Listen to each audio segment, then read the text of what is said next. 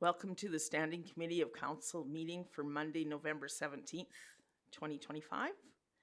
We'd like to remind the members of the public in the gallery during the Standing Committee of Council meeting to adhere by the conduct set forth on the Council procedural bylaw displayed near the entrance of the Council chambers. I call the Standing Committee of Council meeting to order at 6 p.m. Has the Standing Committee had a chance to review the agenda for tonight's meeting? Does Standing Committee of Council or Administration have any items to add to the agenda? No? All right. Can I get a motion to receive the Standing Committee of Council meeting agenda for November 17th, 2025 as presented? Councillor Sands. Thank you. I'll move to accept the Standing Committee of Council meeting agenda as presented. All in favor? Carried unanimously.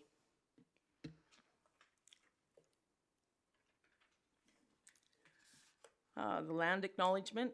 In the spirit of truth and reconciliation, the town of Blackfalds acknowledges that we're on Treaty 6 territory, the ancestral lands of Cree, Saulteaux, Blackfoot, Métis, Dene, and Nakota Sioux. We acknowledge all the First Nations, Métis, Inuit, and non-status peoples whose footsteps have marked these lands since time immemorial.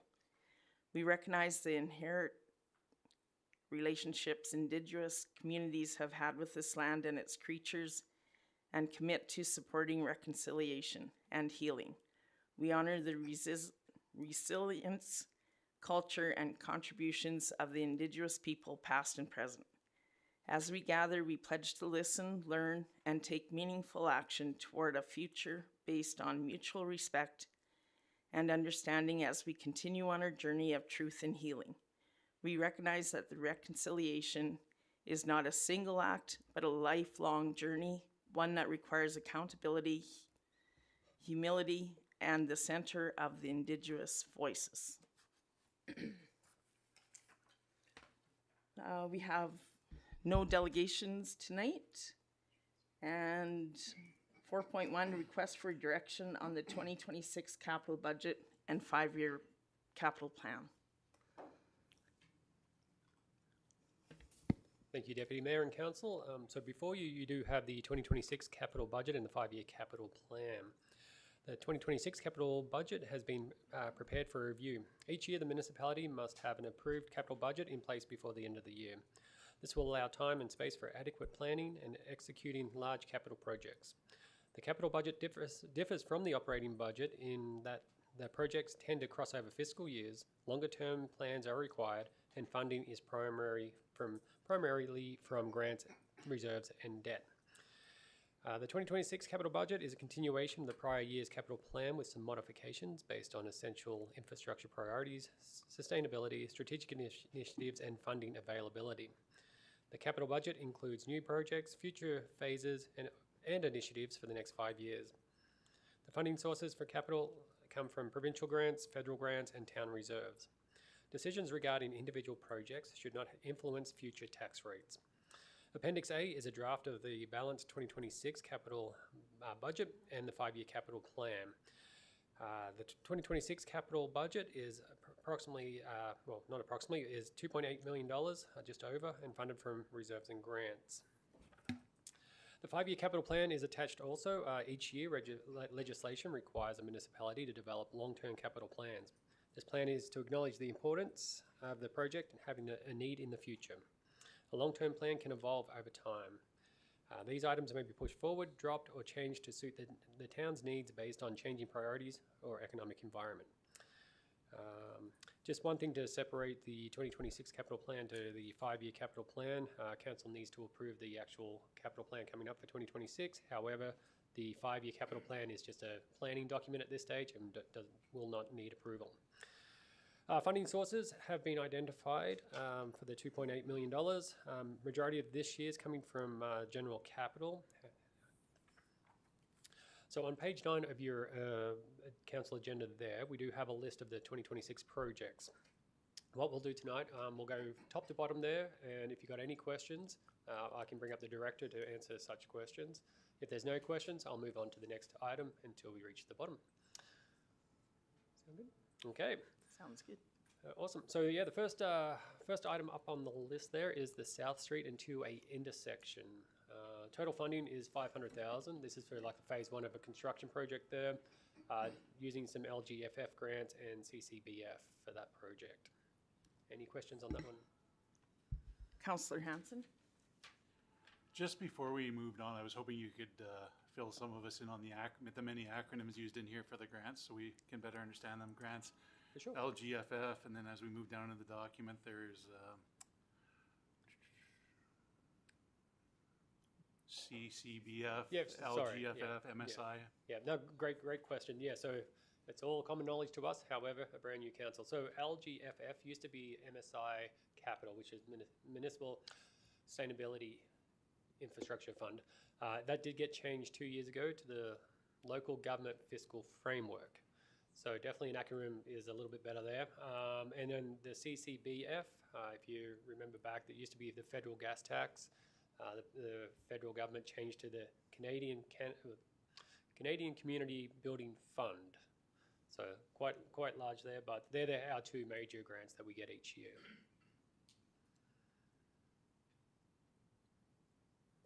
Okay, any questions on the South Street 2A?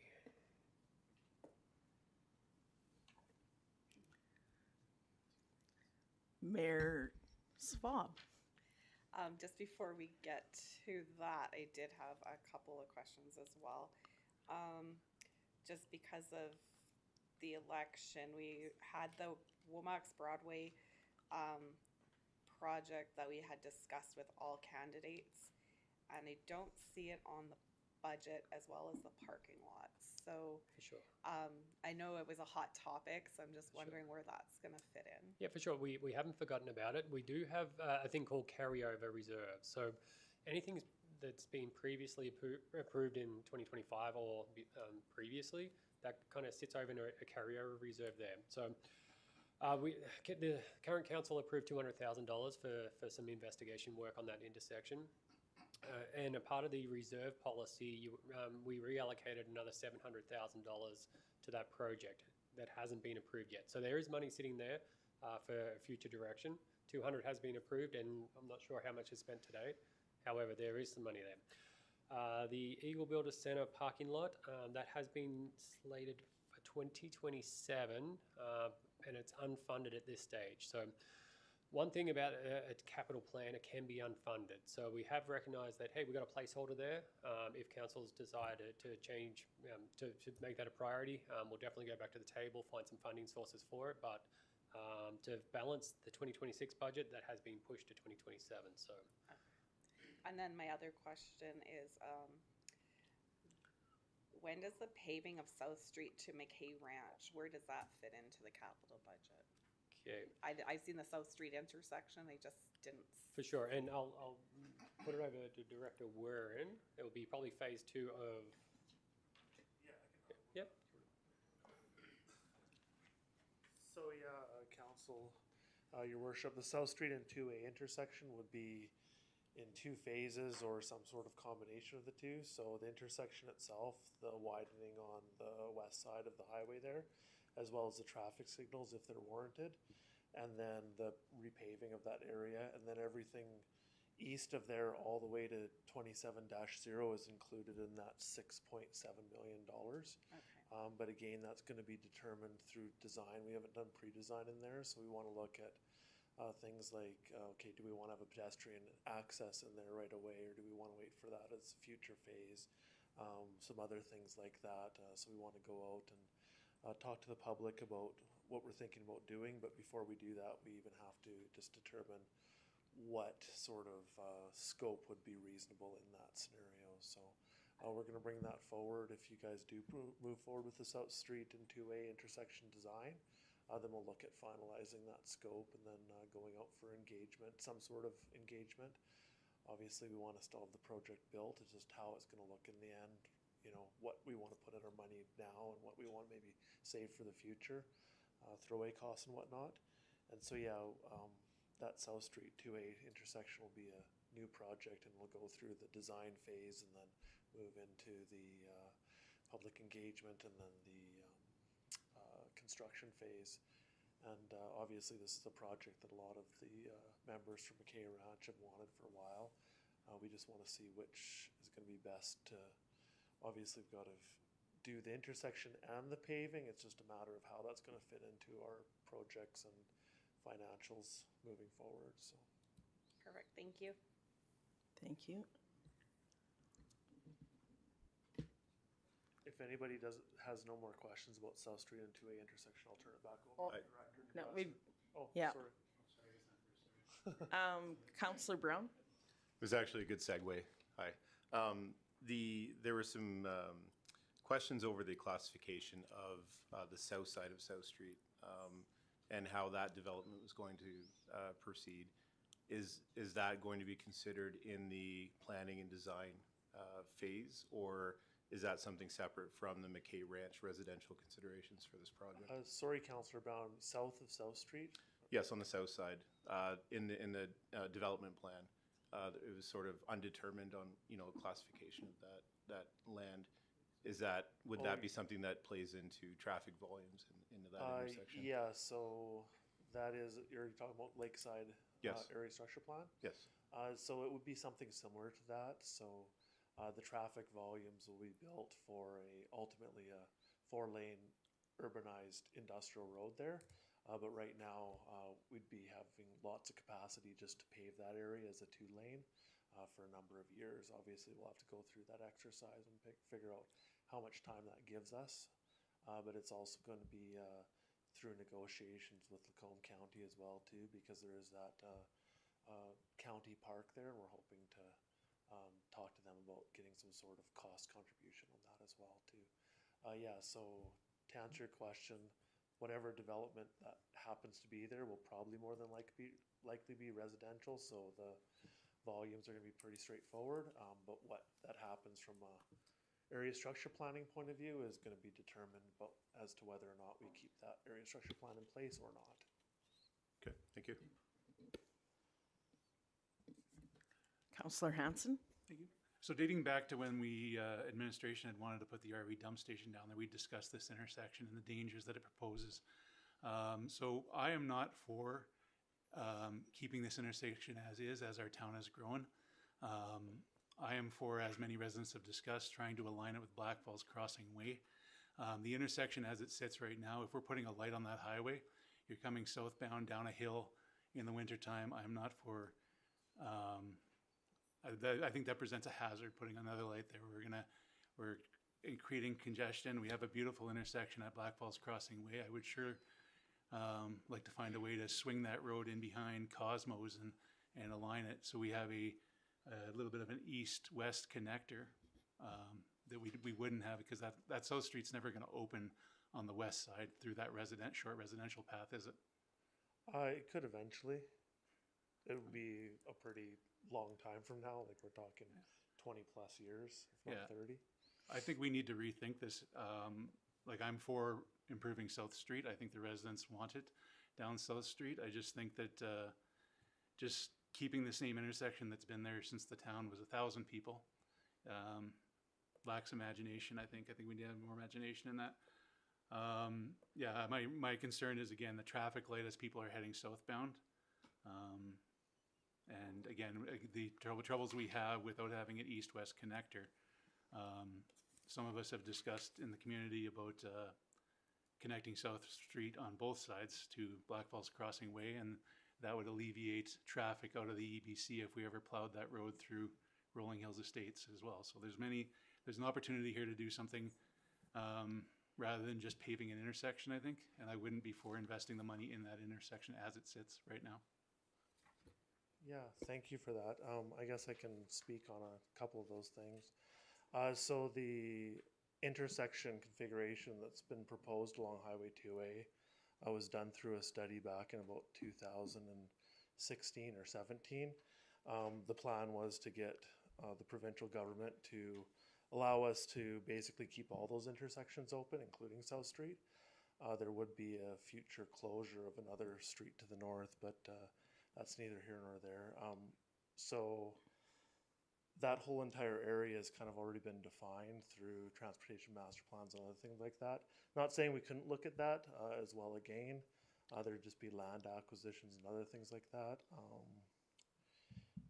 I'm not sure what other information you would like to have, but we can definitely bring something forward looking at some of those things. But there's just, the plan's been kind of done for a number of years, and we've spent a lot of money on that whole thing. So again, we can change it if you guys want to look at that, but it'll impact a lot of things like traffic and everything else. So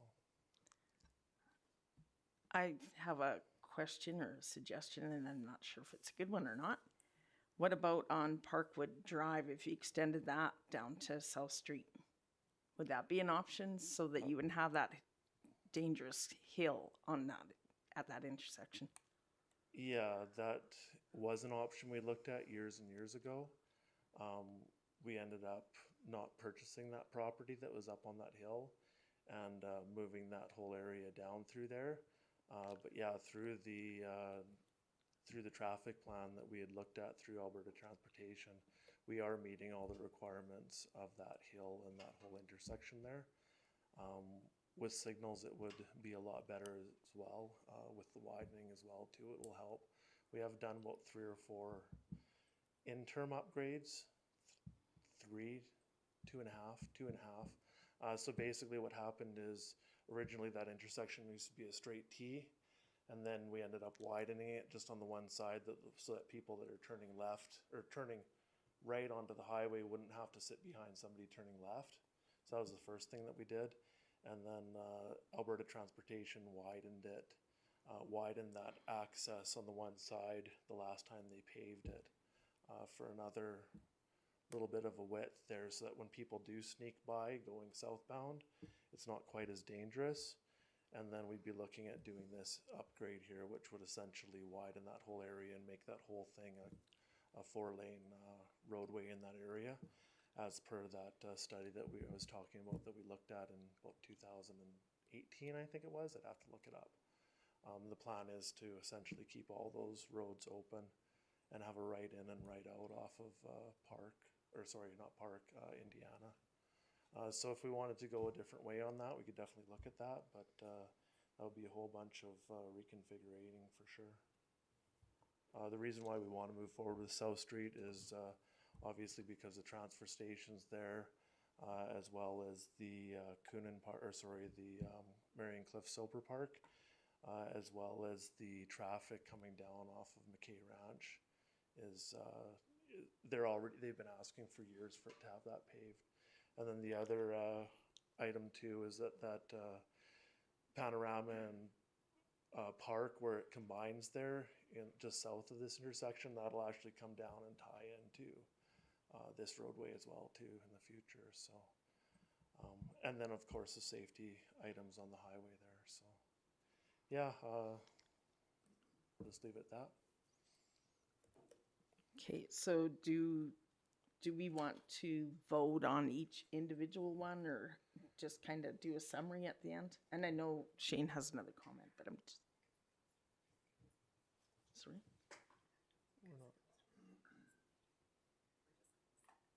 Oh, okay. Yeah, it goes to the regular count. Never mind.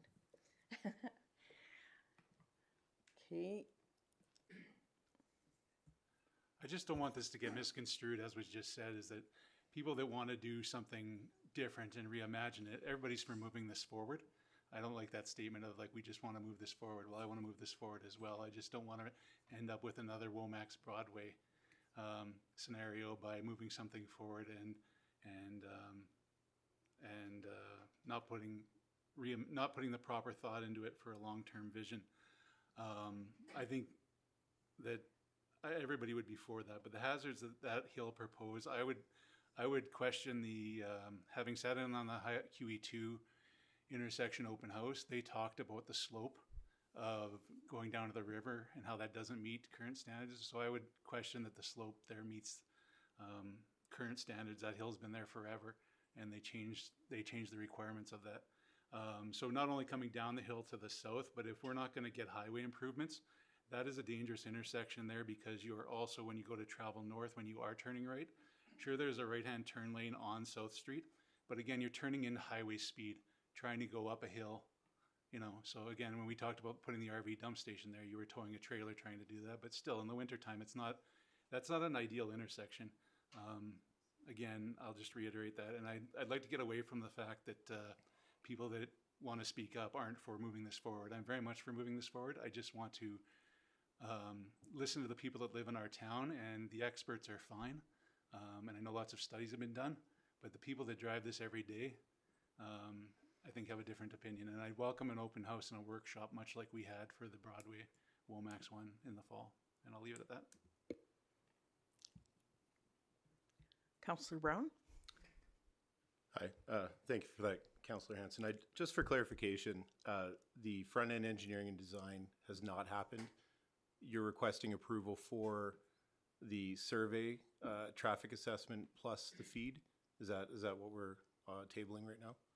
And basically preliminary design, which would lead into detailed design. Yeah, so I really don't see very many options with, you know, the old plan going up and having it tie into Parkwood. That's what we originally thought about. It would require land acquisition. I'm not saying you couldn't do it, but what's going to happen is that then all that traffic is going to be driven down Parkwood, and it's just going to cause other concerns elsewhere. So that's when we did look at that whole study. We kind of balanced between, you know, volumes on the provincial highway and volumes in our local area. So that's the result that came up with that. South Street in the distant future will probably be pushed through if I'm looking at long-term planning at 25 years.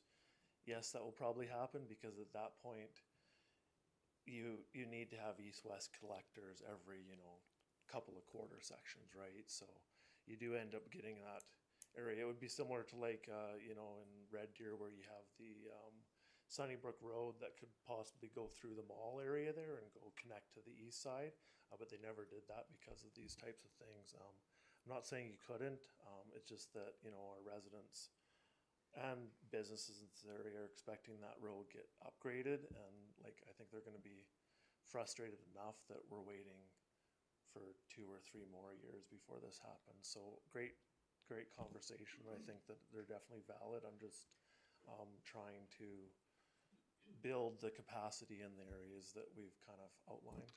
So. Yeah, the reason I ask, my suggestion is that if we're still traffic assessment, safety assessment, and then, you know, the front end engineering and design, maybe it is possible for us to do some sort of open house or review after that's been completed, so that people can see what the proposed dangers are, if there are any, and then also the development intentions of this intersection after the feed's been done. Yeah, for sure. Oh. Yeah, There we go. we can definitely look at that too. We could do like a pre-consultation, kind of explaining all that information, and then do a consultation later on when it gets to some of the detailed design work and whether or not we put pedestrian walkways and things like that in place. Yeah, and how the phasing is going to go and things like that. Like, that's not a big deal. We could definitely look at putting that into the work plan. Yeah, I'm not sure if that answers any of the questions or ambiguities with this, but it might help some people, you know, work through what's happening.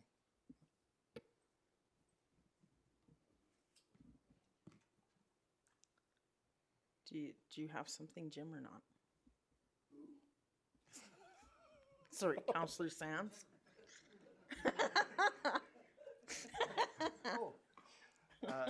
Yeah, no, yeah, thank you, Councillor Brown, for that, because I think that helps out a lot. I do like the planning thus far, but like as Councillor Hanson says, to look forward, look ahead this way is probably a good idea. And if we are able to to have an open house and get some feedback.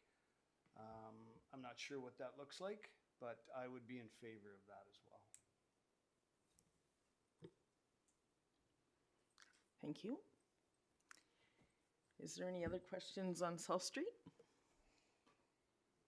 Okay, we'll move on to North Street. No, just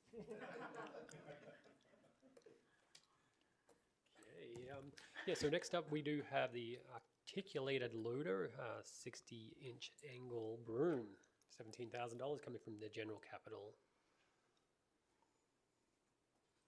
do we have any questions on that? No? Awesome. So the next project is the community center lighting for $45,000 out of the general capital reserve. Any questions? No? And that kind of ties down to the community parking lot as well, just under land improvements. So if I'm not mistaken, they'll be done concurrently. Jeff was napping. Sorry, the community center parking lot upgrades includes the lighting. We just separated it out in. It would be great to do these together. Okay. Councillor Hanson? I think my only question, again, just being an electrician and having a look at, like, say, the IGA parking lot, is it mentioned seven poles, which seems kind of excessive for that parking lot. I just so you know, there's lots of lighting resources that they will help you do a layout with Google Maps and get the proper layout. But I would say the IGA parking lot's about the same size with 2 poles. But Thank you. Councillor Brown?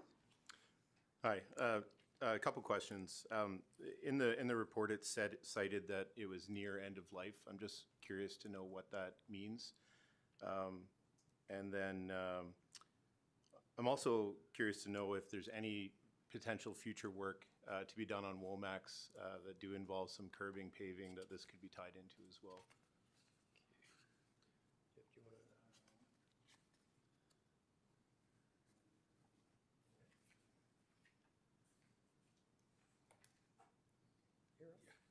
That's fine. I feel like maybe the curbing along Womax wouldn't necessarily be part of this. I put if we're talking about the parking lot and now we're talking about the lighting and parking lot, is that? Well, they were tabled as 2 separate items in the capital budget. I'm really just concerned about I'm for the lighting. I'm just curious to know the spend here, like what end of life means for the parking lot, because that's what it was dubbed as, like, and then. Yeah, I was just talking to our public works manager, over the last while when we've been talking about this project. They continually every season do sorry, Preston, you'll have to help me. Crack filling. Crack filling. So that's been something that's been going on for a long time, and it's just if you guys all remember, there used to be some curbs down the middle of the parking lot. We took those out some years ago. So it's just the asphalt is just continually needing repair and crack filling, and we just saw this as an opportunity to fix the curbing. There's also been an ask about some para ramps to get into the, which doesn't have to be part of a parking lot, but it would all be sort of encompassed into that project, to the multipurpose room entrance on the east side. There's no para ramp to get in, so that would be all part of the curbing of the parking lot and the asphalt. Thank you. Councillor Hoyt? Sorry. Thank you. And just to kind of piggyback off of what Shane was saying, when it comes to the amount of light poles, or whenever you guys are doing something like this, do you guys refer to other agencies to help you come up with, some of these specifics and how much area the light covers and all of that? Yeah. So thank you. So this project, I got a quote from an electrician to put up to we talked about around the exterior. I know that when teams do snow clearing, they don't like parking poles in the middle of the parking lot, so these are lights around the exterior. not saying we can't do it another way. This was a placeholder. Okay. So if it was approved, there would be some more consultation with probably, multiple vendors that can do this kind of work. And then just as a follow-up, then this doesn't necessarily mean this is exactly what we are approving. As you said, it's a placeholder, so there's room for more discussion afterwards. Okay, thank you. Just in the planning aspect of it too, like, again, all for this plan. I think the idea of some sort of signage at the community center would be nice, like much like I say at the EBC, like some sort of event signage, whether that's just a board, a marquee board, or, I mean, digital would probably be expensive, but it'd be nice to know the events that are going on there, I think, and help us promote that in the community as well. So it would be nice if we're doing all this work in the parking lot, digging trenches for power, if we thought about signage of some sort for when we hold events there. Certainly. Any other questions on the parking lot before we park it?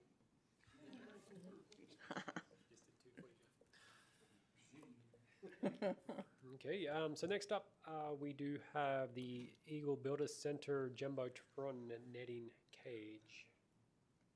And Director Krekowicz would be here to answer any queries. Oh, no, sorry, Director. Oh, thank you. I'm not director anymore. Councillor Swab? Or, sorry, Mayor Swab? Whoops. So I just have a few questions on the lacrosse.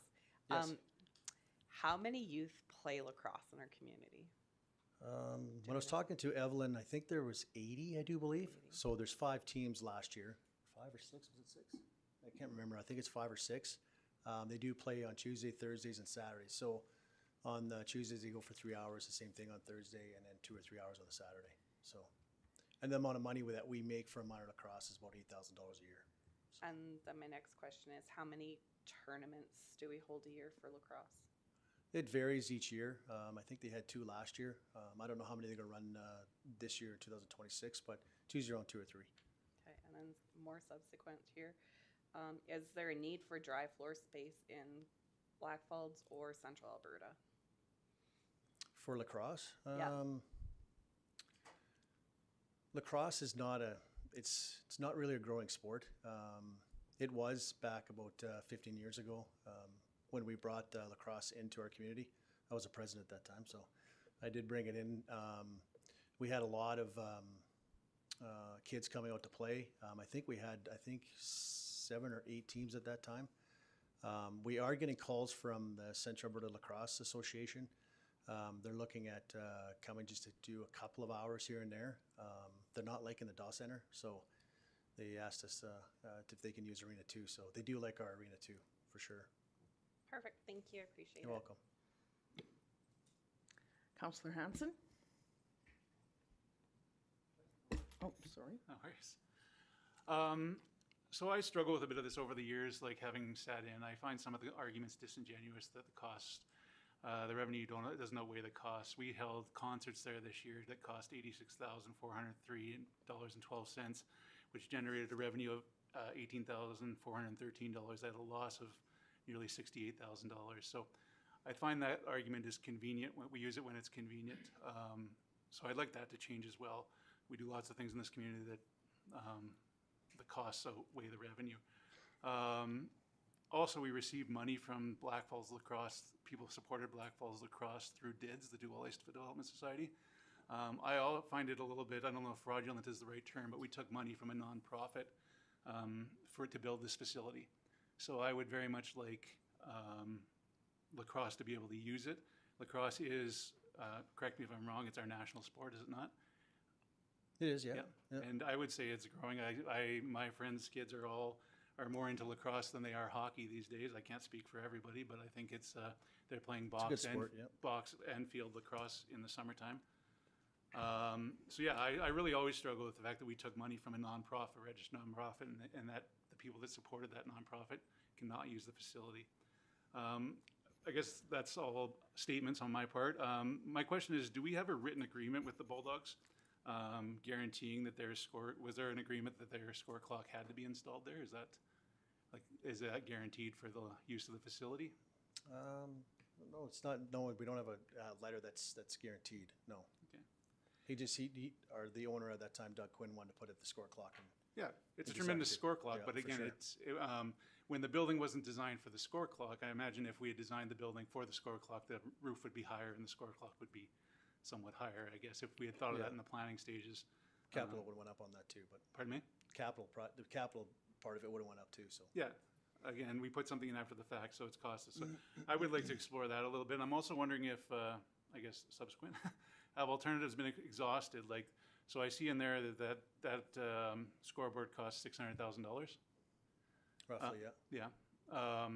I know in the professional sports leagues, quite often they sell their score clocks. Has the town thought about offering to purchase that score clock, maybe resell it, look at something different? Like I often wonder if that, like score clocks aren't what they used to be. That's 4 screens, I imagine, mounted to some sort of support in the middle. Like has it been explored to where we could separate those 4 screens out and maybe put them in the corners or things like that? Like when I was outspoken during the construction and tried to address some of these things along the way, I was told this is a 50-year building. We're in year 4 and this is an issue. So we got 46 years to go. So it'd be nice to address this. I know that Bulldog's paid for that score clock and it's tremendous of them to give it to use it in our community. But if it's hindering other events, I think we should be exploring more than just even the netting. I don't like the recommendation that we do nothing. Again, we got 46 years to go. Yeah, and it talks about the sports lighting in the building getting damaged. I sell sports lighting and it's pretty durable. It's designed for those facilities and it's much higher than a score clock. I don't think the kids lacrosse for sure would affect the lighting or the cameras. I guess I would like to see other things. I would like to see some long-term solutions. I think the netting is a short-term solution. But this came about because I was in Ponoka in 2024 in the spring and I asked a friend who was playing lacrosse. They had a fantastic tournament out there and we just built our building. I'm like, why aren't we doing this in Blackfalds? And my friend told me it's because the score clock was too low. So I addressed it this year as a resident as well. And it was confirmed. And it's quite sad, I think, that our youth, this building was built as for our youth, and our youth aren't being allowed to use it. So I'll leave it at that.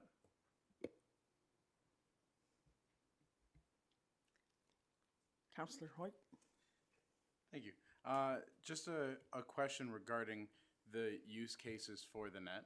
I was wondering, aside from lacrosse, are there any other use cases, or not? I guess the use case would be the sporter. I was looking at ball hockey as well. Do you have any sort of sense that we might get some extra value for having something in place there that protects the scoreboard? So, instead of just making business case for lacrosse, we might be able to make additional business case to host ball hockey tournaments or other dryland sport usages in Arena 1 there. Ball hockey is not a problem. Okay. We haven't had any of the ball hockey leagues come forth on us to use Arena 1. We got a little bit of use in Arena 2, but it's not huge. It's bigger in Red Deer, but that wouldn't affect the score clock whatsoever. Okay, thank you. Yeah, you're welcome. Councillor Brown? Hi. That's a good segue to my question. What other lacrosse tournaments are available to us that we're missing out on by not installing this?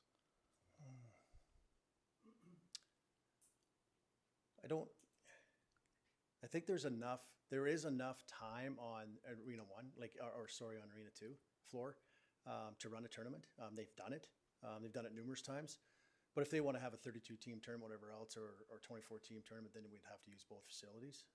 Having been at that time, I think maybe once. But their tournaments are pretty low in attendance. It's like about 8 teams for a tournament, right? So we can accommodate with one of the floors. That's not a problem. But I'm just up here in regards of, I gave my directive. If council wants to have that covered for $30,000, let's do it. I'm not here going to argue with you guys, but this is something you want to move forward on. Great. I'm just being honest with you. I'm worried about some damage. But I guess we'll address that at that time, so. Thank you, Councilor Brown. Counselor Swab? Or, sorry, just a minute here. Oh, sorry. Counselor Sands. Thank you. So yeah, thank you. I just wanted to say that I understand where Councillor Hanson's coming from with looking for the future for this. I know we don't have all the money that we'd like to have in order to make sure that everything is a-okay there for us. I did go to one of the adult tournaments there. For provincials, yeah. Yeah, and I talked with the commissioner there about their tournament there, how they liked it. They said they absolutely loved it. They loved Yeah, it. they told us that too. Yeah, and so what they did say is, it's probably a lot better for the young ones to look at, Eagle Builder Center 1. They can't fling the ball quite as good or quite as hard. So Yeah. I mean that's That discussion has to take place too. yeah. So I mean I think that if we're able to do anything that way for those young ones, I think that's where we should be looking in the immediate anyway. Thank you.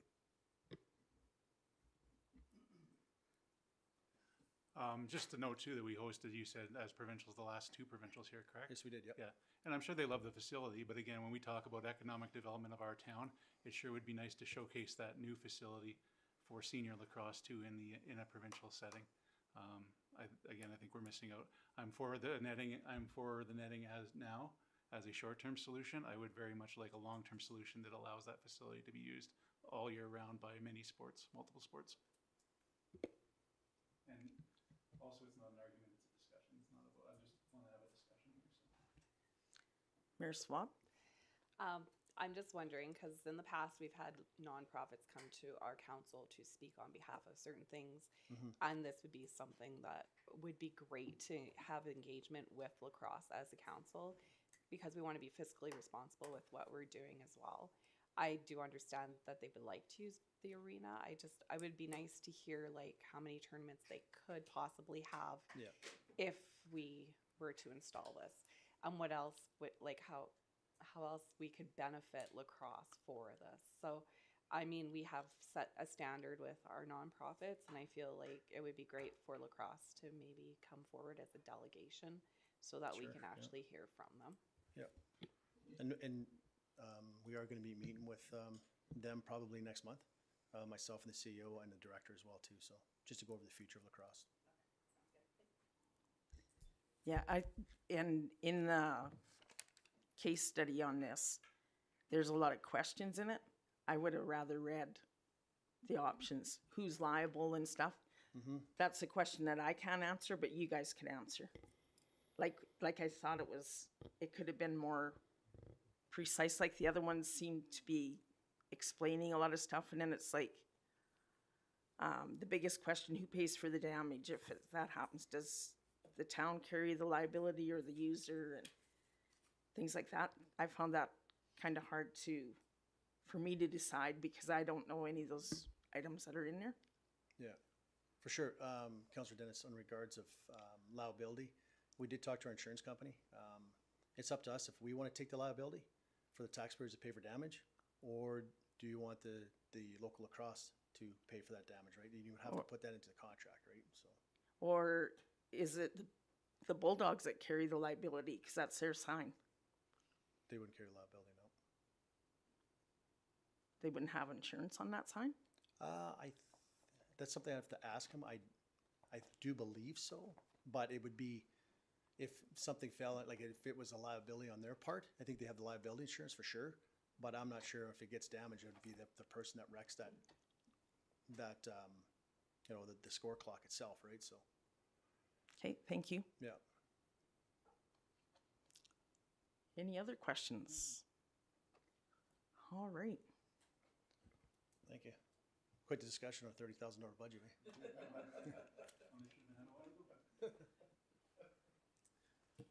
Okay, next up is the emergency generator for $140,000 out of the general capital reserve. I just would say that we do have some money in the carryover.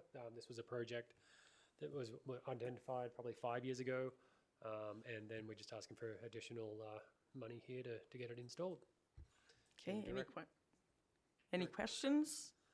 So all the power to you, so that's Not good. me. Yeah. All right. Awesome.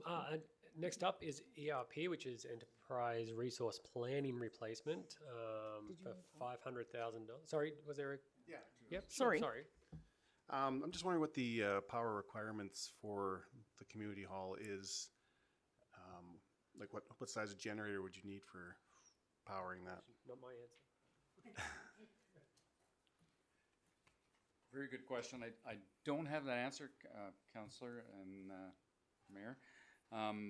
But I do know that what they suggested was a generator very similar to the one that's in the Protective Services building. It would be large enough to cover that. Do you know what that is? Pardon me? Do you know how big that is? You know, I No. don't off the top of my head. I apologize for That's that. all right.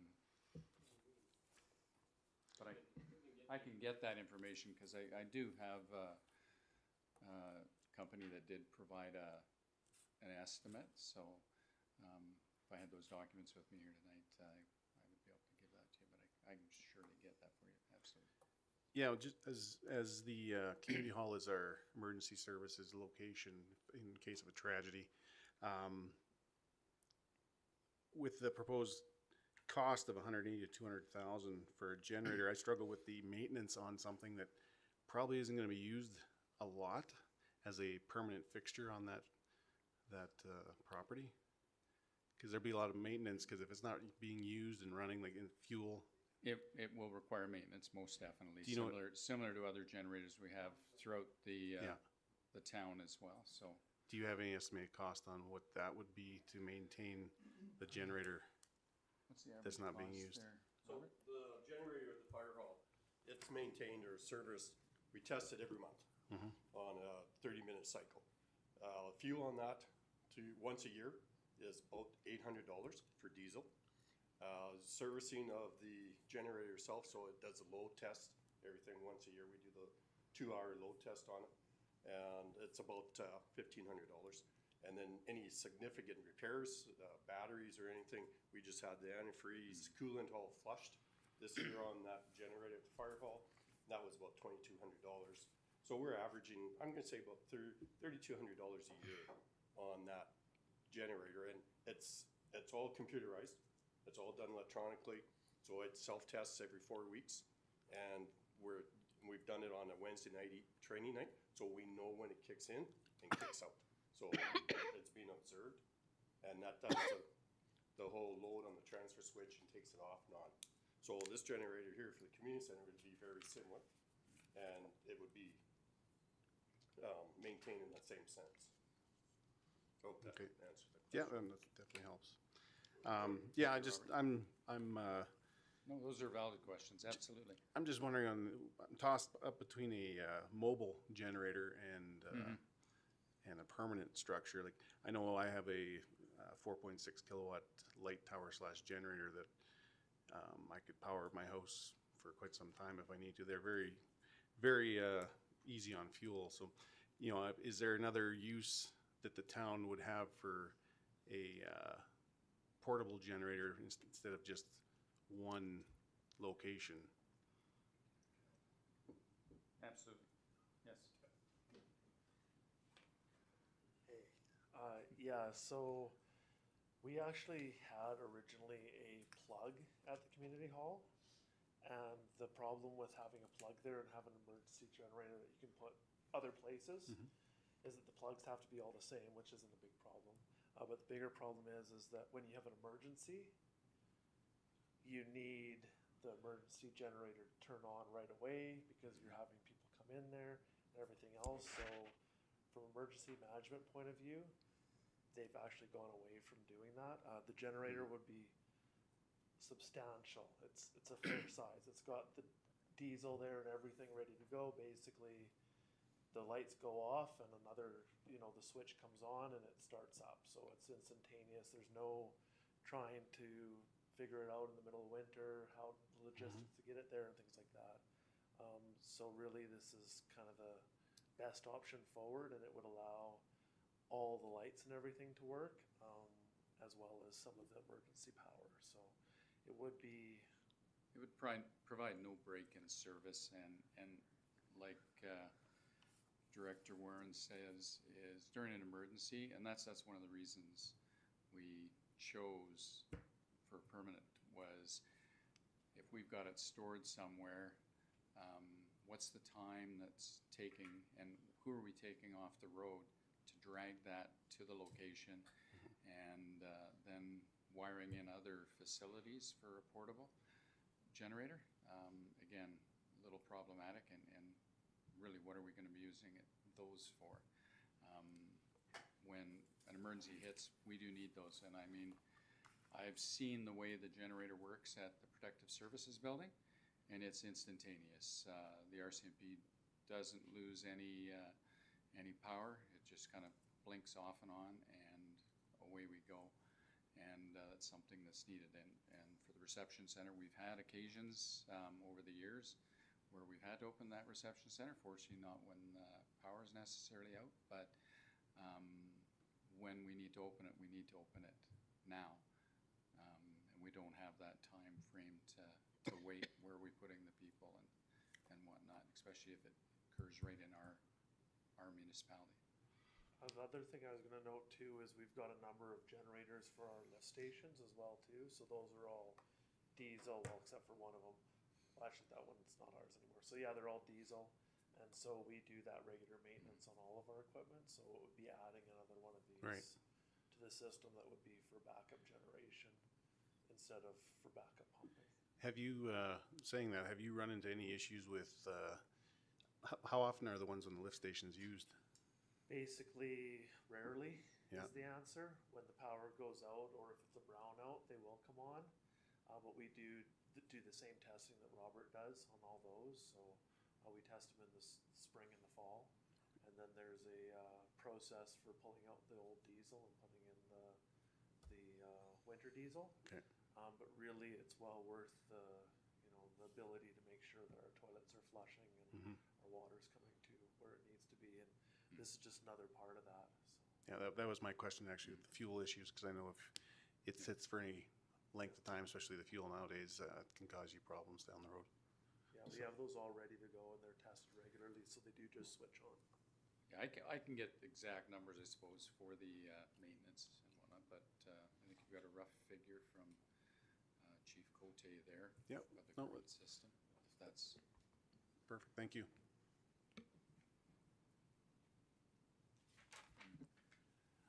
So Chief Cote and Director Warren kind of touched on it. So we talk about fuel, diesel. Do we ever, like this is talking about in emergency situations, we're going to need this. Do we ever worry about fuel being an issue to get for these generators, or no? Like, do we explore natural gas as a fuel source, or no?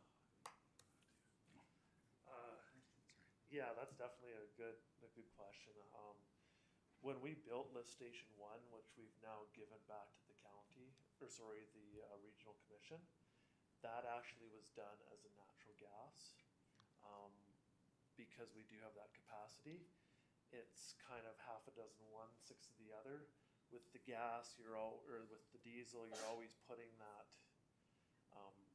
You're always getting it ready, so it's always got new diesel and it's not, left over or exposed. But the natural gas is a little bit better, but you end up paying for a bit of it up front, efficiency of the natural gas.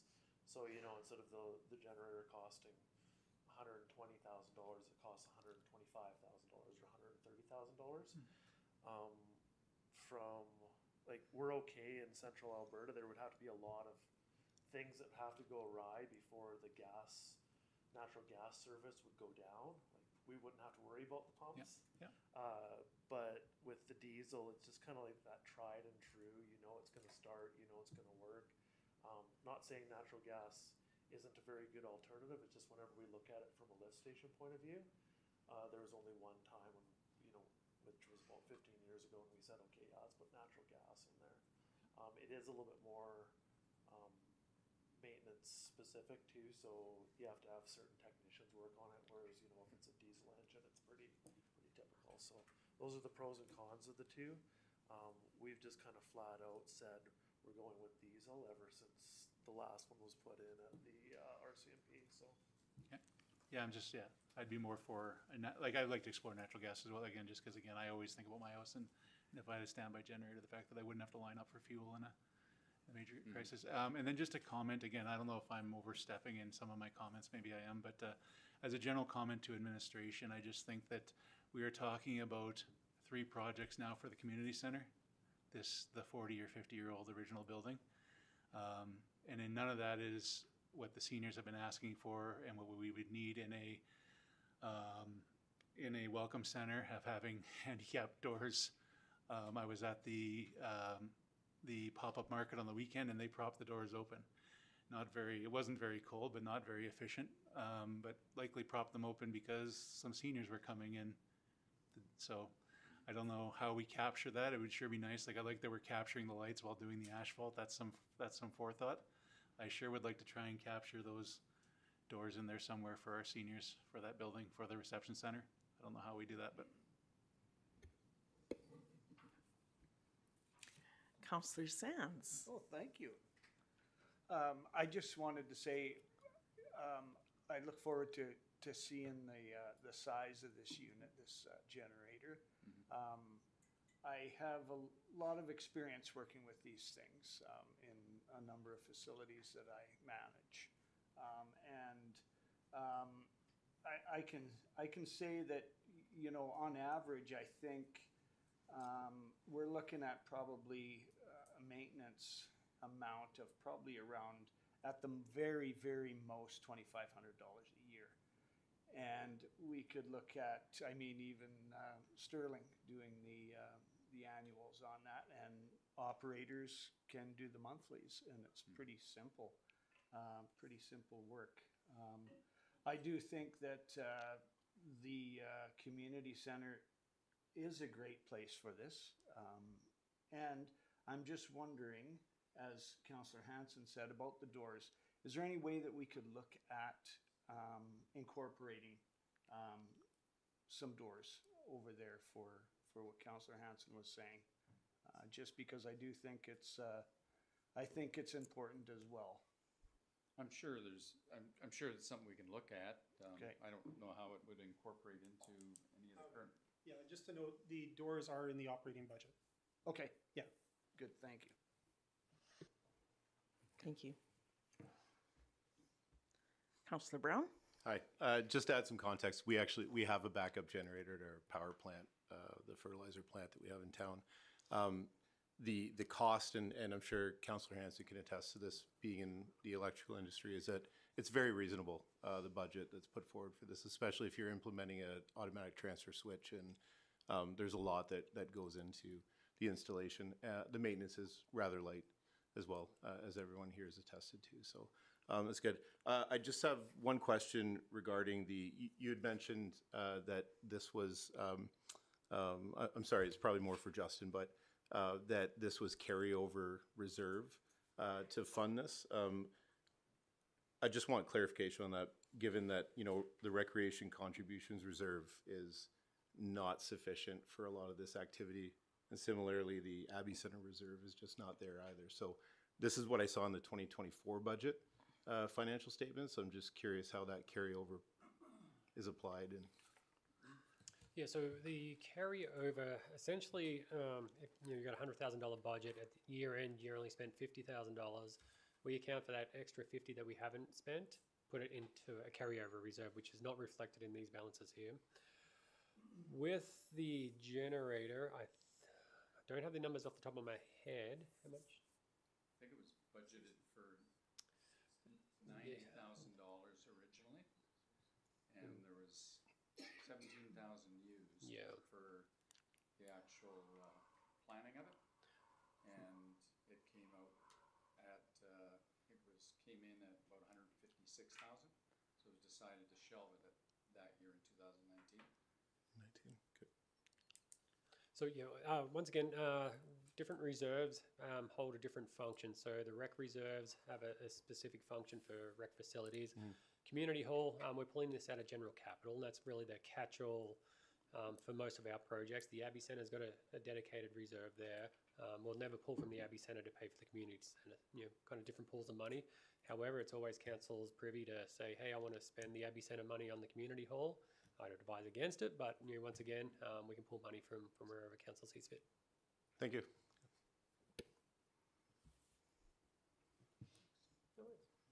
Okay, on to the next one. Okay. So next up is the Enterprise Resource Planning, which is a fancy name for an accounting software for the organisation. $500,000. So it's coming out of, once again, the General Capital Reserve. End of life is 2029 for Diamond GP systems that we've been using for at least 25 years. An RFP has been, well, a request for information went out first, an RFP went out second. We did have pricing come back in, and we're just looking for the approval of the funds to move forward with that project. Any questions? Councillor Swab, Mayor Swab. Jeez. I'm just wondering what the life expectancy is of this new software. Great question. So historically, we used a server-based accounting system. This is definitely moving to a more cloud-based or hosted system. So I would hope the company that we have rather kind of narrowed it down to has got a roadmap, and that roadmap is an extensive future benefit. So I would say, if I had to guess, at least 25 years, hopefully 30 years. It's something that you don't really want to do too often. I would say the accounting staff don't get too excited about a transformation on the accounting software side of things. However, I can say that the RFP results came back in, and they're anywhere from the amount they're requesting up to $7.6 million. The scope is definitely the deciding factor on what we need as a municipality, and we don't need all the bells and whistles, but we need a few bells and whistles. So this project will be in two parts. First would be the accounting system, and then it will be the payroll employee system as well. So this will be carried over for a number of years, and hopefully we'll go live November next year for the accounting system, and then the year after would be the HR and payroll. Perfect, thank you. Councillor Hoyt. Yeah, you piqued my interest when you're saying it was a bit more cloud-based. Does that pose any additional risk for any kind of information leakage? And then the second part to that would be, does switching to a more cloud-based system have any implication on liability or insurance? Okay, so the first question, security matrix was one of the questions that we put in the RFP. Definitely, I'm going to refer to my IT guys to review that. I'm not, however, it's all Canadian server-based, so it's definitely not hosting data outside of Canada. Most use Amazon Web Services, of course, but so that was the first question that we had. I think we allotted 15 points to the security matrix on what they use. There'll be internal security matrix for us for multi-factor authentication to get into your system. And insurance-wise, definitely there's no conversation on increased premiums or anything being cloud-based. However, once again, our systems are going to go through penetration testing. We've got all the security matrix in place at the moment. However, a project that will carry over till next year is with our insurance company. We'll get actually somebody to try and penetrate our system, and that gives us another level of insurance once they complete that. So, perfect. Thank you. No trouble. Okay, we'll go on to the next one. Okay, next one is the Genie lift replacement for $175,000 out of the general capital. Any questions? Councillor Hanson? With regards to the equipment, like it makes a statement in there, kind of, we touched on it with the parking lot too. What defines end of life? Is it age or hours on our equipment? I'm gonna pick better words next time when I do this for you. That's fine. We're all close to our end of life. So Yeah, that's right. Some are closer than you. I guess when I say that, it's working. We're anticipating it's it's going to fail or it's going to need to go in for some extensive repairs. We repair it every year. We spend some money on repairs and maintenance on it. So when I say end of life, it's, you know, it's a 2005 unit. We bought it used. You know, I'm sorry if that's not the best terms to use. It's just, we continue to put money into it, and, you know, we're not gonna throw it away. We would probably just keep using it, but we're gonna have to make a decision if, you know, is it worth continuing to repair? Yeah, I think just like, you know, again, I paid attention to council meetings for a while, and I personally, and I was happy to hear somebody else ask the same question. Like, I think for myself in the information in the future, I would just like what the average hours are it's used per year. You know, if you can show the escalating cost of repair, you know, as it's going up, I would like to see that further detail, just moving forward. Mayor Swab? Got her right. I'm just wondering how often we use this equipment. The lift gets used, you know, some it's used every day of the week, and then it might sit for a week. Public Works also uses it. We use it for changing lights at the arena, at the Abbey Center. We use it for the Christmas lights that we do.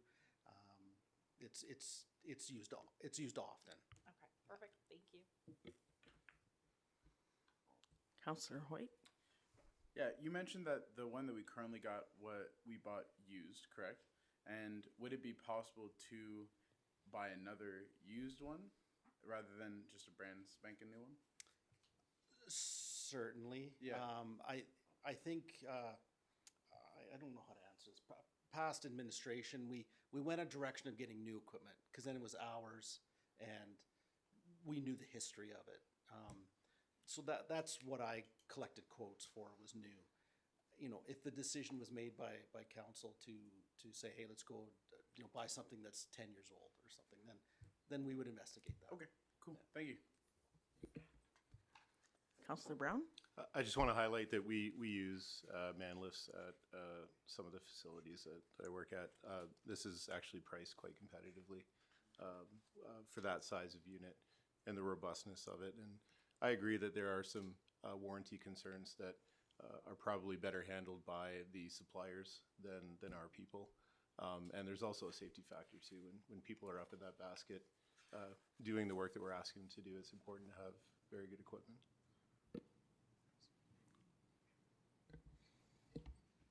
Councillor Hanson? I see some of what Councillor Brown, I'm sure, and Councillor Hoyt are saying.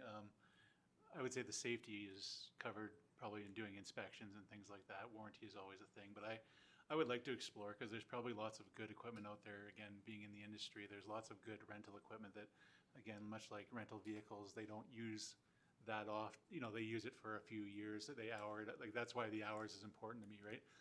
To what Mayor Schwab was saying, it would be good to know how many hours we use this per year, you know, to justify whether, you know, buying or renting or buying a used one. You know, it would be helpful for that to have that information. So I think there's good comments all around. But yeah, I as well would like to explore, you know, I think there's opportunities from rental companies to get ones that aren't, I'm not saying buy one 10 years old, but I think they replace them fairly regularly at rental companies, so. Councillor Hoyt?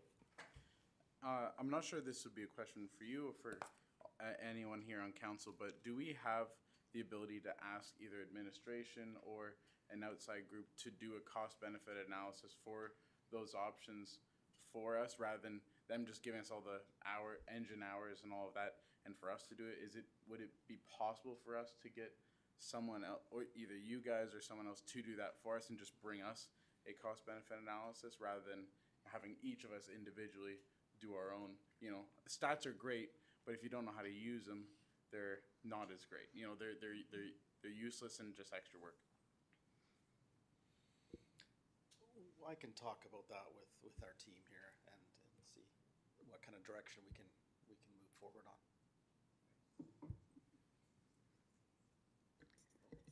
Thanks. I think that these are all great things that have been brought up, and I think those are things we want to incorporate into the business plans in the future.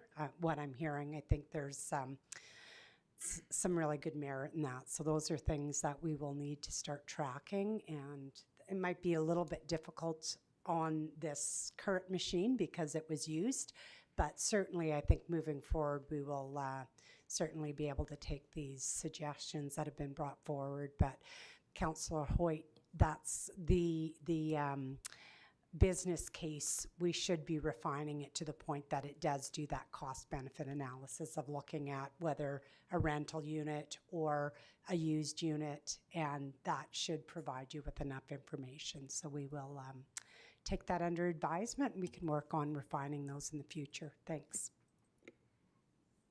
Thank you. Councillor Hoyt? Sorry, and just a further clarification then, is this the appropriate venue to ask those questions in terms of that? Okay, cool, thank you. I just wanted to make sure I wasn't, overstepping with my questions, and this is the right place to do that. Certainly, I'll just jump in there. Maybe we're hoping to present this back on November 25th at the next council meeting. And then we can kind of say yeah, to certain projects. We do have another opportunity December 9th, I think it is, before the end of the year to have another relook at it. So if we can get some cost benefit analysis done in the next couple of days, we'll definitely try and get added into the 25th agenda. If not, hopefully the 9th. Not sure what it looks like at this stage. Definitely not an expert in genie lifts, but my analyst may become an expert. Very good. So we can move on to the next one. Excellent. So the next one is the Railway Reservoir Outlet Meter for $20,000 funded from the Water System Reserve. Any questions? Councillor Hanson? Apologies, I'm going to have a lot. Again, just on the clarification part of it, when we talk about a 5% variance is what we are experiencing now. Again, just on the clarification, I'm going to guess there's a variance that's allowable by Alberta Environment. Just in the future, it'd be nice to know what if that variant, I'm guessing like no meter is perfect, right? They're calibrated within a certain Yeah, it variance. depends on the size of meter and everything, but we can definitely include something. It's the operating best management practices would be around 5% of the water loss. But again, that kind of varies on certain things. But yeah, so this meter is really, really old, and we're actually looking at maybe an alternative to do a smaller meter, because we're finding out that it might be it's not the larger meters there. It might even be the fact that we don't have a smaller meter, so we're looking at options on that. Yeah, no, it all makes sense reading it, putting it inside, getting it out of a manhole. I guess if we're going to say that, just my preference is that if we're going to say it's not acceptable to a certain body, it'd be nice to know what is acceptable, so we know the difference, how far we're off.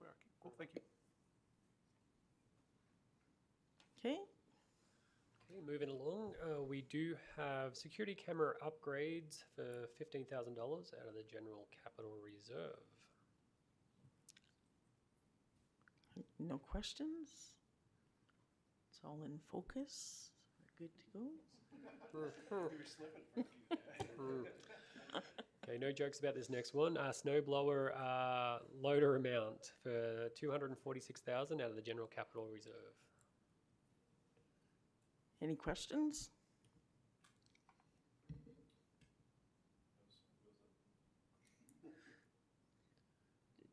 Were you trying to push a button? Okay, there we go. So just a clarification on the new ones, would it retrofit onto the existing loader without any major upgrades? Councillor, we have both of our loaders have the ability to have a blower attachment put on them. So there's about $25,000 worth of attachments and hydraulics that have to be put on each front end loader to be able to use that. But yeah, we basically leave the controls on, and the new one would go away, or the old one would go with auction, and the new one would be ordered and put into service for another 10 to 15 years. Okay, thanks. Anything else? Okay. Okay, next up for the Abbey Centre, it would be the T3 floor scrubber replacement for $15,000.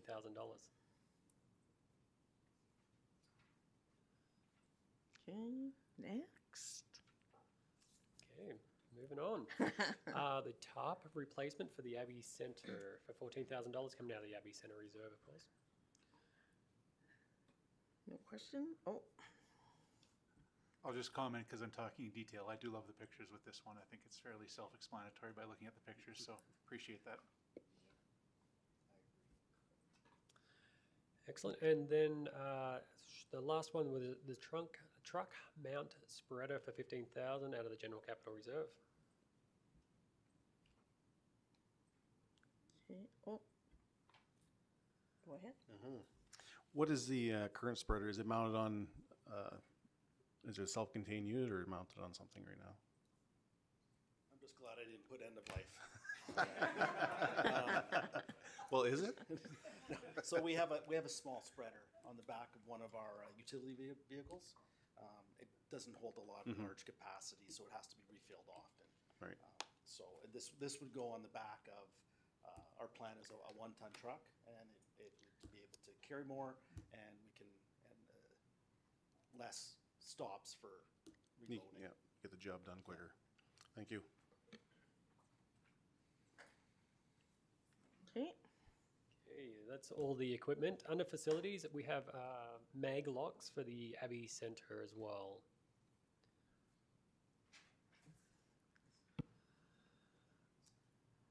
Oh. Okay. Is that me? Yeah, Okay. it is you. Sorry. Just for clarification, with these mag locks, is there a separate power source for power outages? If somebody gets locked outside, as was indicated in this report, with the current I setup? don't know about the power outages, but yeah, it's for fire mainly, right? So I can check into that. Okay. Yeah. Perfect, thank you. That's a good point.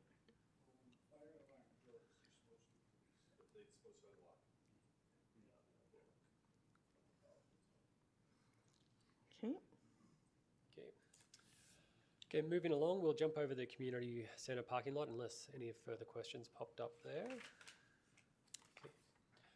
Next is 2A landscaping for $24,400 out of the general capital reserves and grants other.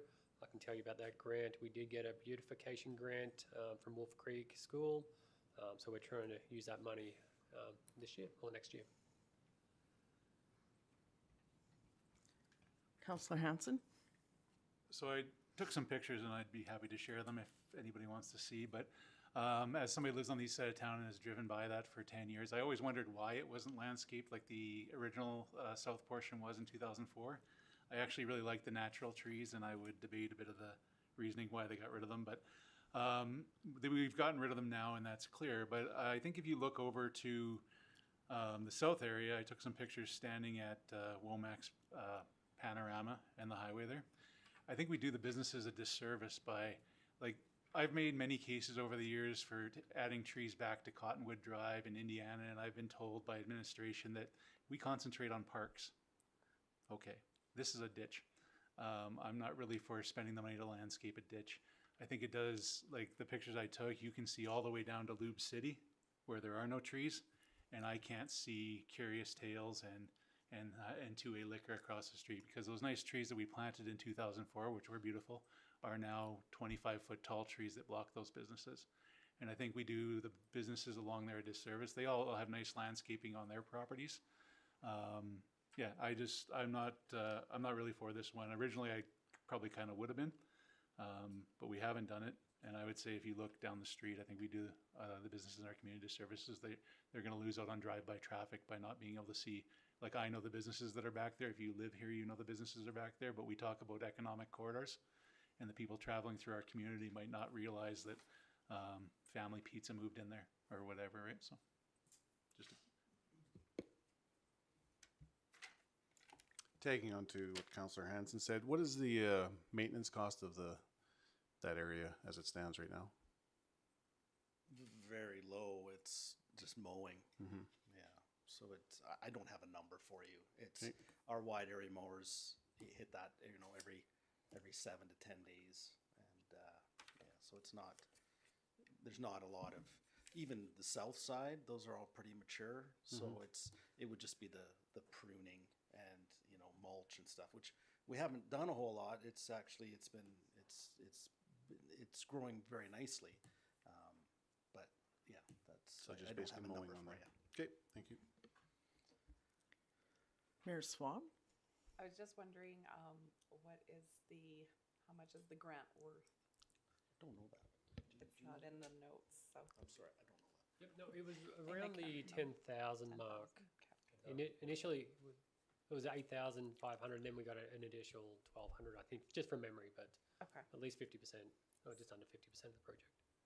perfect, thank you. Councillor Hoyt? Yeah, I was just looking at this and it says that it's to follow through on the landscape plan. Would one of you gentlemen be able to explain what the goal of having those trees there? Because I do actually see the point that Councillor Hanson was saying with, with time going on the 2A, you won't be able to see those businesses. One, what is the overarching goal for having those there? And then I'll start with that. Yeah. Yeah, originally the plan was just to mirror what was to the south. Okay. And so this isn't the first time it's come to council. It's been taken out for a few years. So it just, we brought it back. That clump of trees was taken out, and it was just to beautify it, similar to the south side. Yeah. And then, so with that being said, would it be possible then to look at other beautification options that still utilizes the grant, but allows that drive-by traffic to be able to have that line of sight with the businesses? I certainly think we could. Okay. I could, just reach out to a landscape company for some numbers and maybe a different plan. Maybe it's just trees every 20 meters or something like that, or something. So. Yeah. Planted by my house. Thank you very much. Thank you. Just one question on this. It has 9,000 for watering. Wouldn't that be in the operation budget, not capital? Well, taking on watering that much landscaping, we would like to leave that up to the vendor, the contractor that installed it. It's a big job to keep up with watering. So we included that in the budget for 2 years. Councillor Hanson? Again, so that grant isn't specifically for this, it's for beautification of our community, yeah.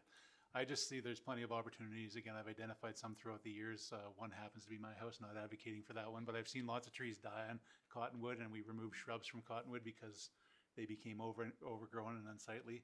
I know black knot is an issue in a lot of our community. Trimming that, I think even just spending the money to trim that up on the trees that are throughout our community would be a good use of that beautification grant. I don't know if it qualifies. I do see why, again, planting 50-some trees in my own yard, I understand the watering for the first 2 years being a part of this because we have to heavily water that new growth. But yeah, I'm just not for spending it there in that location. And I could foresee the other ones having to come down on the south eventually anyways, because again, they're getting to a height that it's really becoming problematic. So yeah, I'm for the grant. I'm for beautifying our community. I just would like to see it spent somewhere better than a ditch. I'm also wondering, and I kind of brought it up once before, we have developers that'll want us to relax how many trees they plant and whatnot. Is there any way of making it adjustable in that if they're not going to put in their full amount of trees that are required, and we relax that they can put a fund in to go into a town nursery, that we can have that to beautify our town?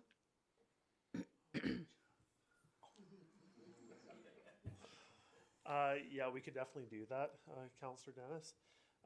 I guess the other thing that everybody needs to know is that this plan for the trees in the ditch, which, it's neither here nor there. I don't know whether I like the trees idea or not like the trees idea. I see both sides of it. It was part of the downtown revitalization plan that was done in 2009, I think, 7, something like that. So that was the alignment with it at the time. I kind of like the idea of maybe spacing them out a bit better, because we did have some business owners actually asking us to remove that bushel of trees because of the fact that it was blocking certain businesses. So something a little bit more proactive is good. I guess our landscape, our tree landscaping right now in the land use bylaw is very, very liberal, and it needs to be adjusted. So that's the main reason why we're constantly bringing forward amendments to landscaping, because it's almost impossible to get some of these landscapings on the new trees.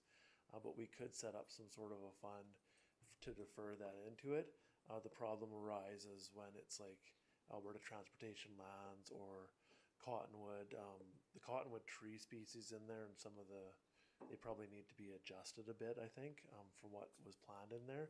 Trees don't do very well when you put a whole bunch of salt on them, so that's a hard thing to deal with.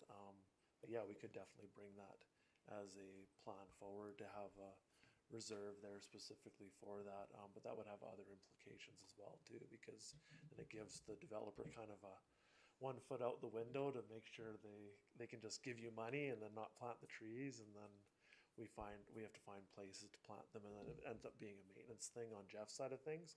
So it's much better to put the trees actually in the private site whenever you can, so they're responsible for the maintenance instead of just Parks Group's dealing with that. No, I was just thinking, like, when we relax that, that's a cost that the developer isn't paying. Yeah. So they're getting a good deal, Yeah. right? Because they're not fulfilling their part.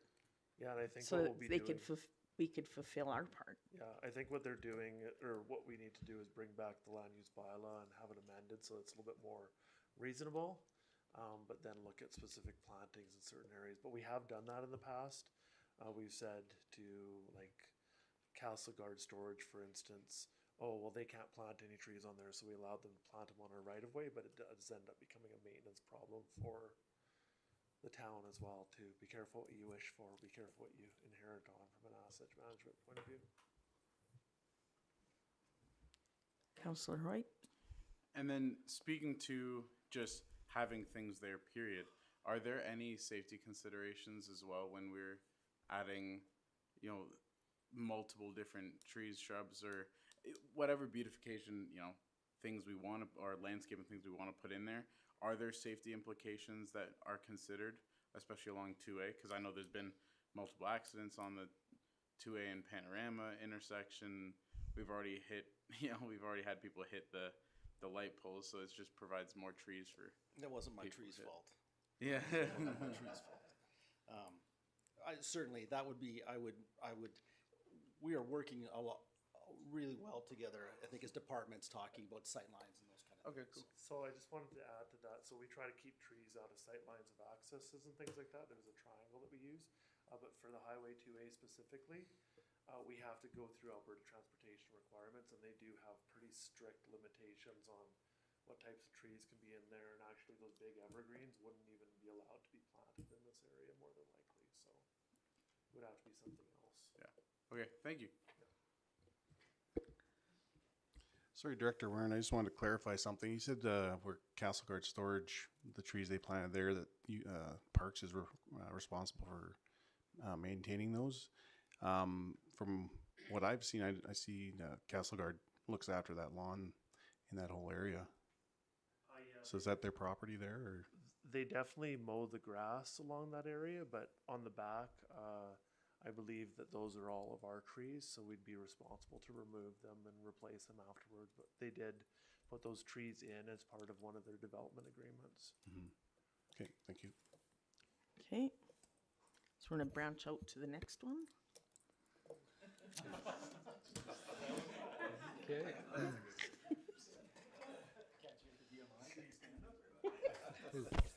Okay, so next up, I'll link these two together because they're a trail connector in two different parts of the town here. So 30,000 and 45,000, and this is coming from the Recreation Contributions Reserve.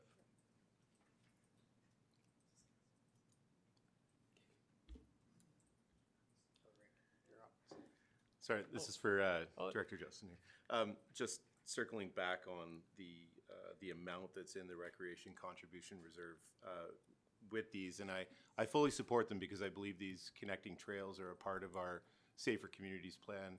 You know, connecting school routes, connecting pedestrian traffic in ways that, you know, our roadways can't facilitate. My question is just about the 2026 draw in that rec contribution reserve is considerably higher than what's in there in the budget. Would you be able to comment on that? Sorry, the amount in the actual reserve? Correct, yeah. According to the 2024 balance, there's $75,000 available, and then also the capital budget presentation or report. I'm just curious if there's a $225,000 draw, where does the remaining balance come from? So we did, from the 24 financials to probably 3 council meetings ago, we did a brand new reserve policy. And we consolidated reserves down to a manageable level. Before I got here, we had probably 30 to 35 reserves. We got them down to about 19 at the moment. And each one of those reserves have a funding source and where we can use those funds. So it's probably not reflected on the 24 financials. However, we can run any reserve into a deficit position. And as long as there's a funding source and rec contributions come through new lots coming on, we can do that. However, it's not the best financial management by any means, but coming into your budget binders, we can definitely give you expected reserve balances at the end of 2025. No trouble.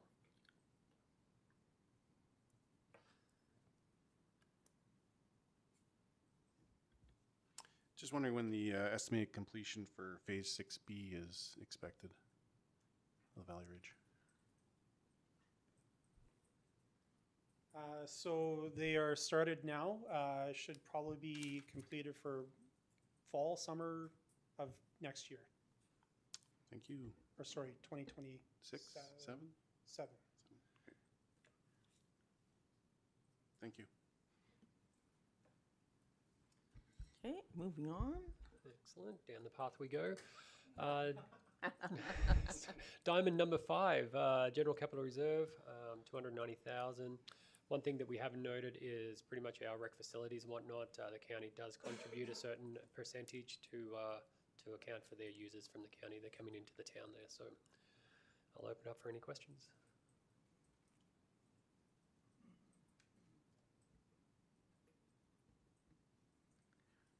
Councillor Hoyt? Yes, I was wondering if we have any kind of numbers or I got numbers of some kind that help us to kind of grasp the economic contributions that those diamond facilities have on the town, like whether it's tournaments that we've had a bunch of tournaments, like huge tournaments, yeah. right? And do we have numbers that or a summary that shows how much that actually brings in, and then how much this 5th diamond would actually contribute to those numbers? We don't, but in our operational budget this year, we're hoping of working with the EDO, our Economic Development, to have maybe a summer student that'd be in the budget to be approved to help us out with that, to get us numbers and see the economic impact from all these tournaments that we have. So next year we're having 4 provincial championships, a national championship, numerous just tournaments with minor ball.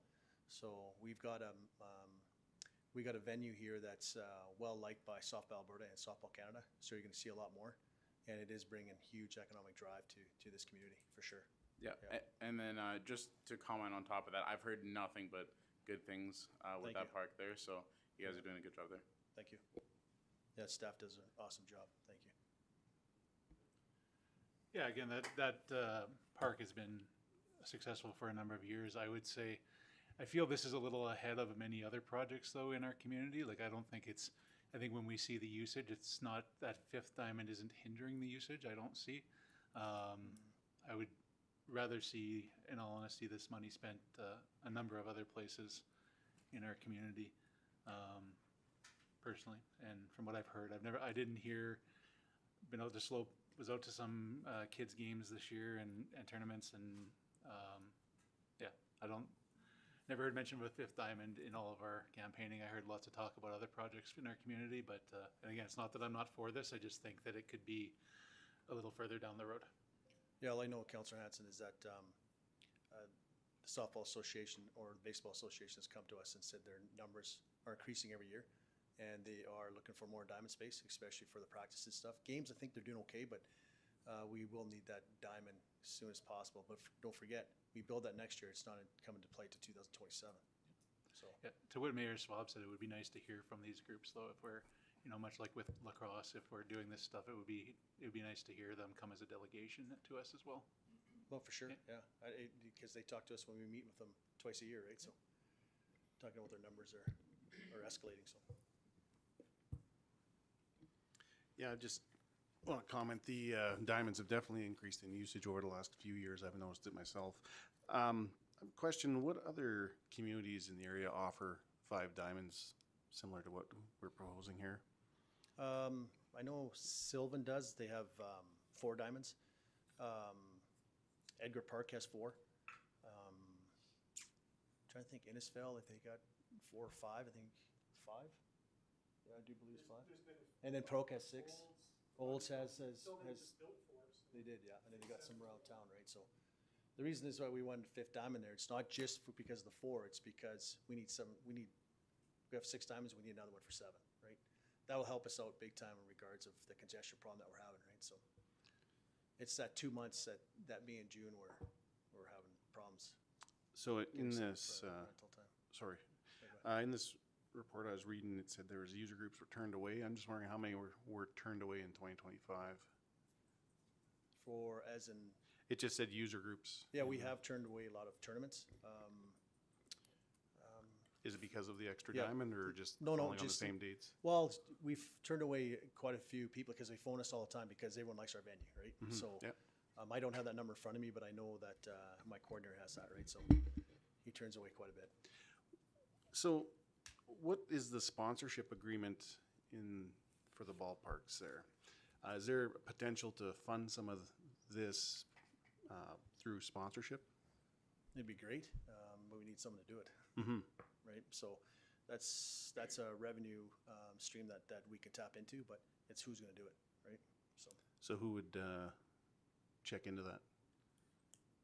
Well, we can, but I mean, that's something that, do we hire someone to do it, right? So I don't think staff can tap into that right now, right? But it's a good idea. Okay. We don't have a sponsorship agreement there right now, though, with. No. Okay. So, Well, naming rights, yeah. So we have the naming rights because we have the Sterling. Right? Yes. But are you talking about on the fence line and stuff like that? Like doing, either on diamonds, Yeah, like for sure, there's several ways you could do it. I'm Yeah. just wondering what's existing right now and what the the only thing possibilities the are. only thing is I went to go see for naming, the overall naming rights with Sterling and they tapped into it, right, for $75,000, right? So And how long is that agreement for? 10 years. 10 years? And when did it start, do you know? 2 years ago, 3 years Okay. ago. Yeah. Okay, thank you. Councillor Brown? Hey, that's a great point by Councillor Torterclub regarding the advertising space. Yeah, for sure, yeah. You see it a lot in Yep. different communities that have quite a few ball diamonds. So I do like that idea.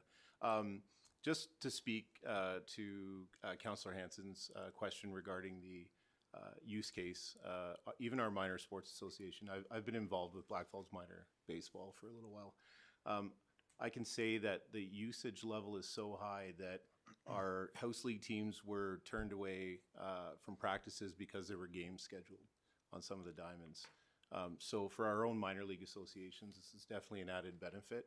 And also, I do know as well, with respect to tournaments, some are deterred because of the spacing with diamond 6 and 7. Yeah. Just that everything's not in a consolidated area, so logistically it makes it challenging for some of these tournaments to run. So I just wanted to make that a comment. And that's why we're turning down so many. Councillor Hoyt? Yeah, just for information's sake, would you be able to briefly go over both the economic impact and maybe the recreational impact or benefits that you see from having that 5th diamond? What's that say? That Just briefly, would you be able to kind of summarize like the big points as to what the either economic or recreational benefits of having that 5th diamond would be when we do have it? I know it's, you know, it's obvious to a lot of us. The but- biggest, the biggest economic drive on it is that we have more teams at tournaments, right? Yeah.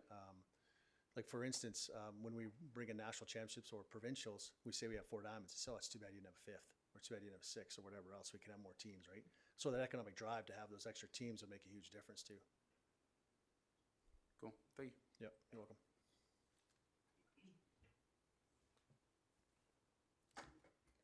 Councillor Hanson? Just I just didn't hear clearly. So the Sterling Sports, the Sterling agreement is, was it 75,000? Sorry, I didn't hear that It's clearly. 75,000, yep. Over 10 years? Yes. Okay. How many people like bid for those naming rights? How many people? Oh, I approached a few businesses in town that, and he actually did come forth. He came forth and saw me as well too, right? So. It seems like a pretty good deal, like Yeah. for 10 years. And yeah, I fully support what Councillor Turtlecliffe said of getting some other sponsorship in there to help with this. Again, not that being against it, it's just without any numbers in the paperwork, like we're making judgment calls on lacrosse and baseball. Again, it would be nice to see some numbers in the analysis and the recommendations and things like that moving forward. Yeah, we can dig deeper too. Okay, thank you. Just more of a comment regarding this. Actually, this discussion is perfect for it.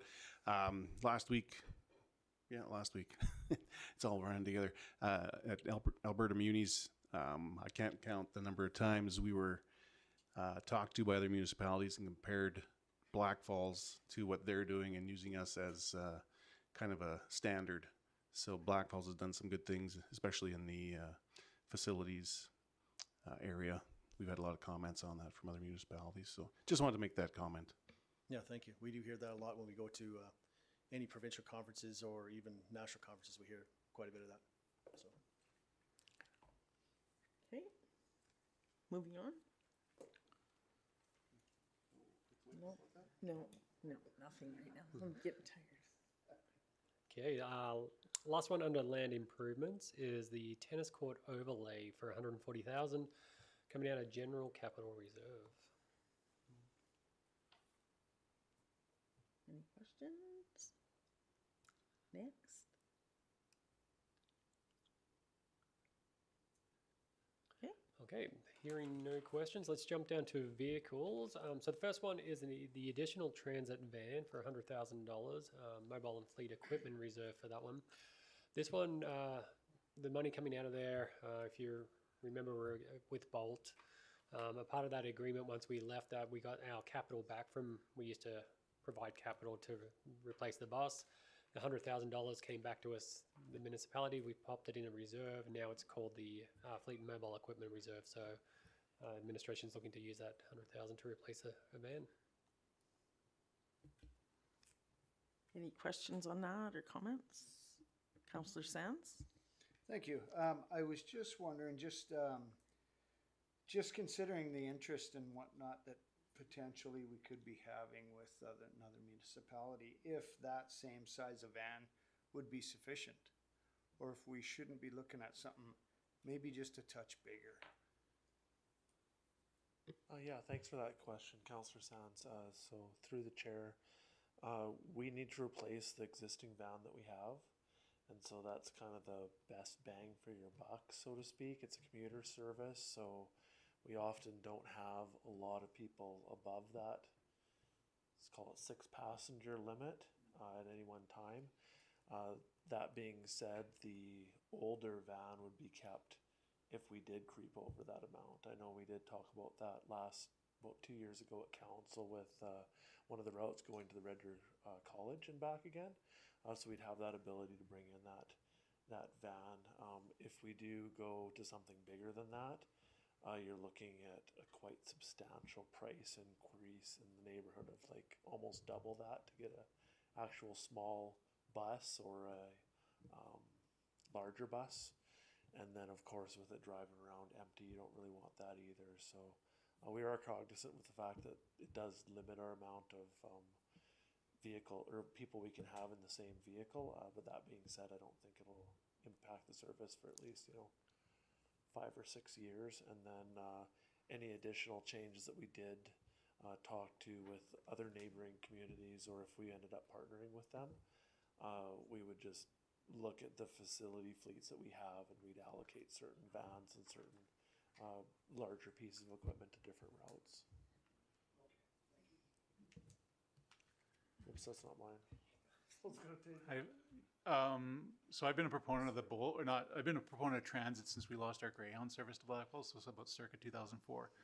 I'm very much for this. I believe we kind of missed the boat with the original boat. We bought the biggest bus possible. And when there was only 6 people on it, it looked, the perception of it looked bad. I like the van we have now, but to what Councillor Sands is saying, if we are if the city of Lacombe is going to come back on board, some sort of mid-sized bus, larger than a van, smaller than a city bus, I think would be worth exploring. Again, we don't need Wi-Fi and all the bells and whistles that the first bus had. And then I'd also like to know, during the campaign at one of our meet and greets, we had a resident that works for the city of Red Deer Transit. I'm kind of curious, like, that original Bolt bus, did we help pay for that? You mean the bus that was originally part of the full size, like the full size bus? Yep. Yeah, what happened is basically we got some grant funding for it, is my recollection, and then I believe that each community put in about half of the remainder of the half of the Bolt bus that we didn't receive. So then we ended up getting that, when we sold the bus, we ended up bringing that back into our reserves. We did sell that bus to the city of Red Deer. We got our portion back. Yeah, okay. we did. That was a And question. we also got those bigger buses because at the time the city of Red Deer was our operator. And so they didn't feel comfortable operating any of those buses other than the bigger ones for their transit service.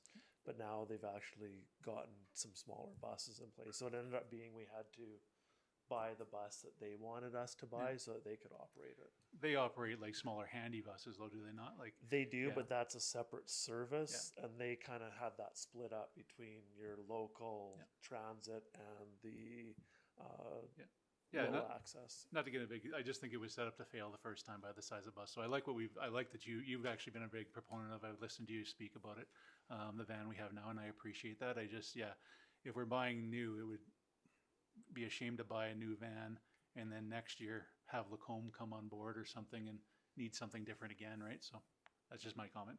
Yeah, and I really respect that too, because it's showing, that long-term planning idea.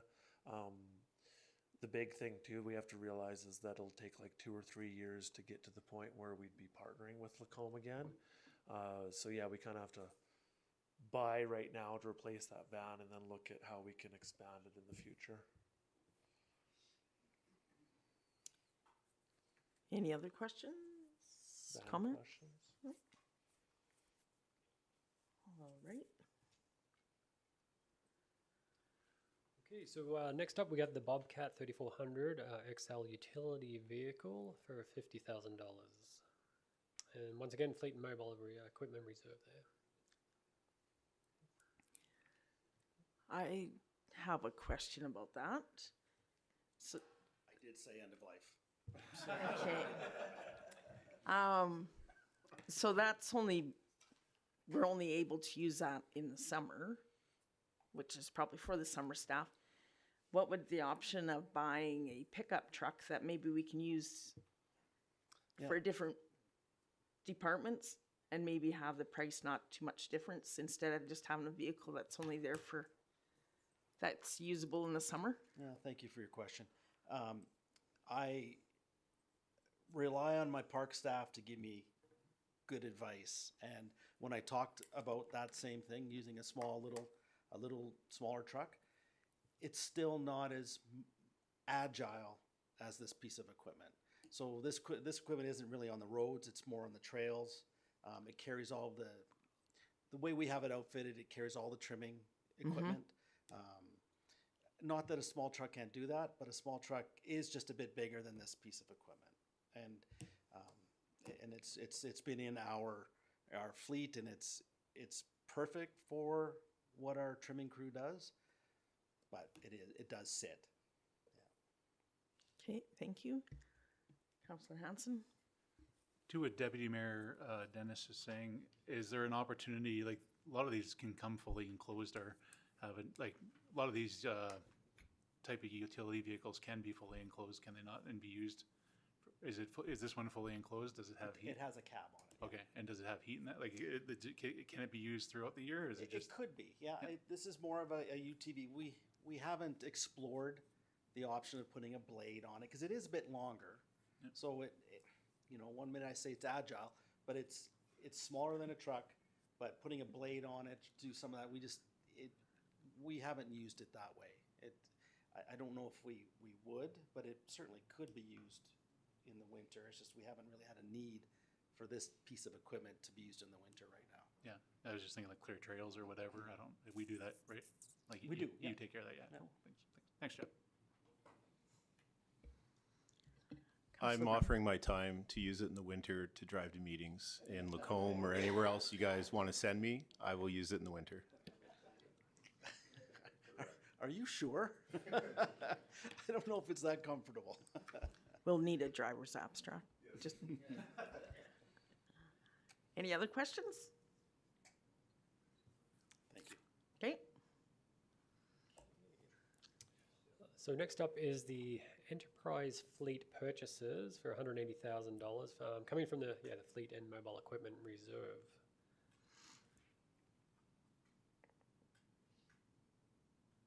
Okay, no questions.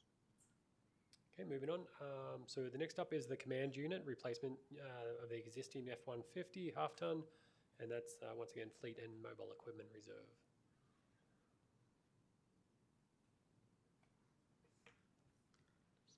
Councillor Hanson? Does that truck does the command vehicle fall under that enterprise? Because you have an agreement, it doesn't fall under that enterprise agreement? Okay, that was just my only question. Okay. And what is the reasoning that it doesn't, I guess? Okay.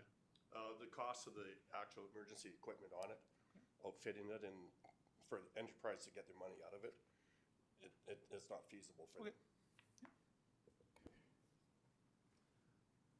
Awesome. And the last item, the hot item of the night, is the municipal enforcement e-bike. Not winter ready, but definitely it'll be heading to a trail in summer. Any questions? Yeah.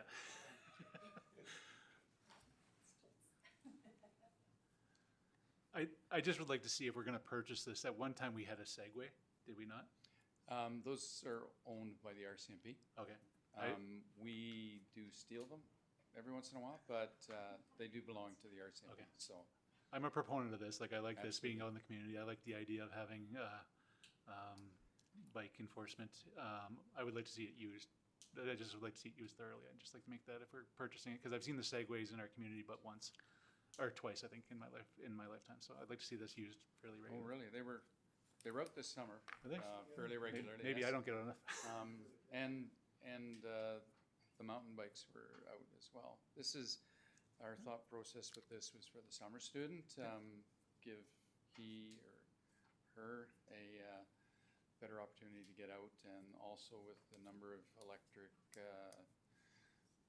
scooters and bikes, it gives a better opportunity for municipal enforcement to actually be there with those type of vehicles. So, Yeah.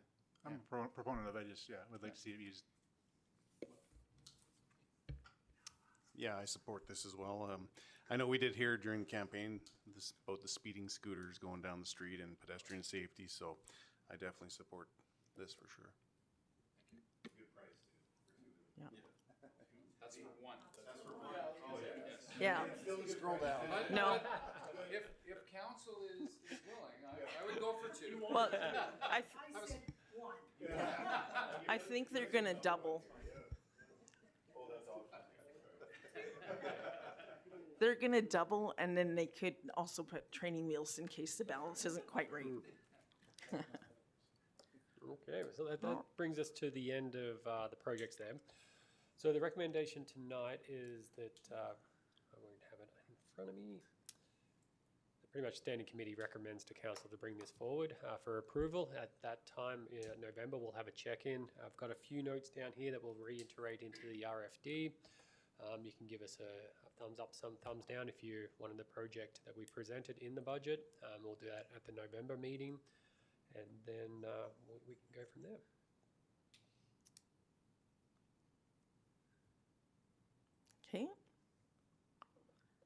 Is anyone willing to make a motion? Oh, sorry. Mayor Swan. I just want to thank you guys all for this great presentation. It was, I think it was very well done. So, and I'm ready to make the motion that Standing Committee of Council direct the 2026 capital budget and 5-year capital plan to the November 25th, 2025 regular meeting of council for consideration. All in favor? Carried unanimously. Does council want to take a quick break before we move on to the next item? Sure. We're just going to take a 5-minute break. Thank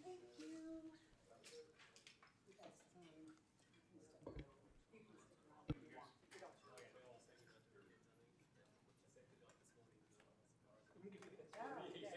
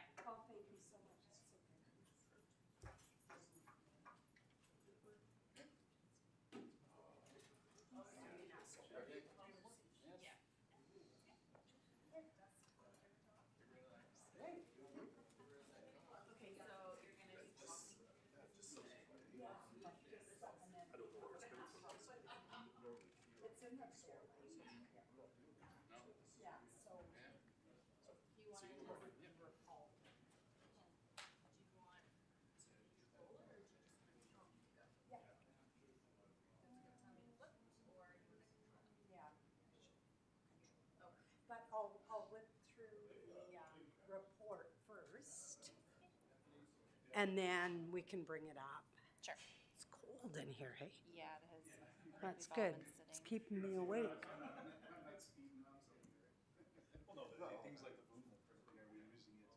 Because I think, yeah, I think the presentation kind of,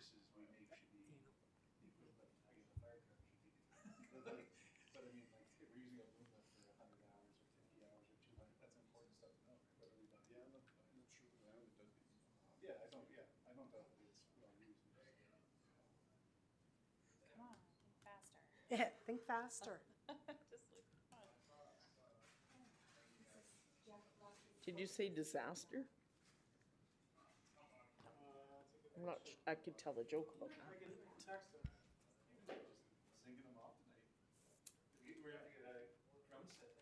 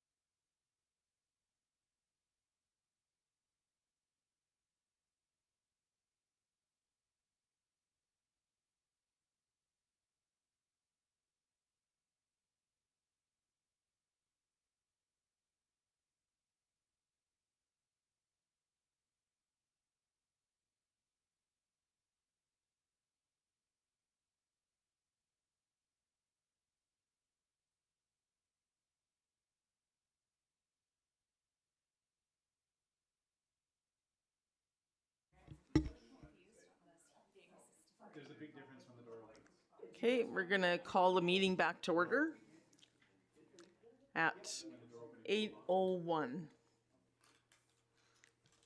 Or 9:01. Thank you, Deputy Mayor Dennis.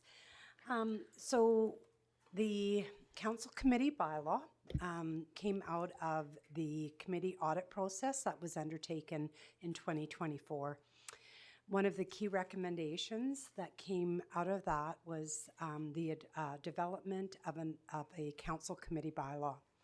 So what we were finding at that time is there wasn't a consistent process for the management of minutes, even of the minutes coming back to council in any form of way, and the same for agendas. So we felt that would be really important for us to do an overarching committee bylaw that would encompass all the committees. So the bylaw includes the criteria for establishing committees, member appointments, member at large appointments. So when we talk about, and you've probably reviewed it, member is council member, member at large, or those members of the public that sit on committees. Rules of procedures and reporting procedures. Through the development of the bylaw, the existing terms of reference for the Blackfalds and District Recreation, Culture and Parks Board, RCP, Family Community Support Services Board, and the Economic Development and Tourism Advisory Committee were reviewed by the committees to determine if the terms of reference were still relevant to the work of the committee. Flowing out of that review, some minor suggestions were made to the terms of reference. So the RCP board, they amended their draft terms of reference to include a clause specifying that the board shall hold at least 4 meetings annually. Prior to that, it was, I believe, 8 meetings. 10? Okay. So I think that they were finding that their meetings, there wasn't the need to have all of those meetings, and they were sometimes canceling them. The FCSS board suggested an amendment to the draft terms of reference to include a clause specifying that the board would hold a minimum of 6 meetings annually, and that they suggested an additional amendment to include that council appoint an additional member at large who is a resident of Blackfalds, making the maximum 8 if they were unable to fill the Lacombe County position. So we did have a Lacombe County resident that resigned, and we weren't able to fill that Lacombe County position, but we did have additional members at large who were interested to sit on that board that were Blackfalds residents, and we didn't want to limit them. The EdTac suggested an amendment to the draft terms of reference to include a clause specifying that the committee would review the dates and times of the regular meeting at the beginning of each calendar year. So those revisions were made to the terms of reference, which are attached to this draft bylaw as schedules. Council did review the bylaw at the June 16th Standing Committee and recommended a minor change to the bylaw. Section 5.3 was enhanced to clearly identify a council member's fiduciary duty to consider the welfare and interests of the municipality as a whole. The bylaw has been updated with that minor change. The bylaw was given first reading at the June 24th regular meeting of council and has been circulated to the committees for their review and input. Due to the committee's summer break, we are awaiting feedback from the RCP and EdTac committees. Administration is providing the bylaw in its current form for council's information. So what I'm going to do now is I'm going to go to the presentation that I did provide to the various committees, just to give you a bit of an overview of what the committee or the bylaw looks like. Sorry.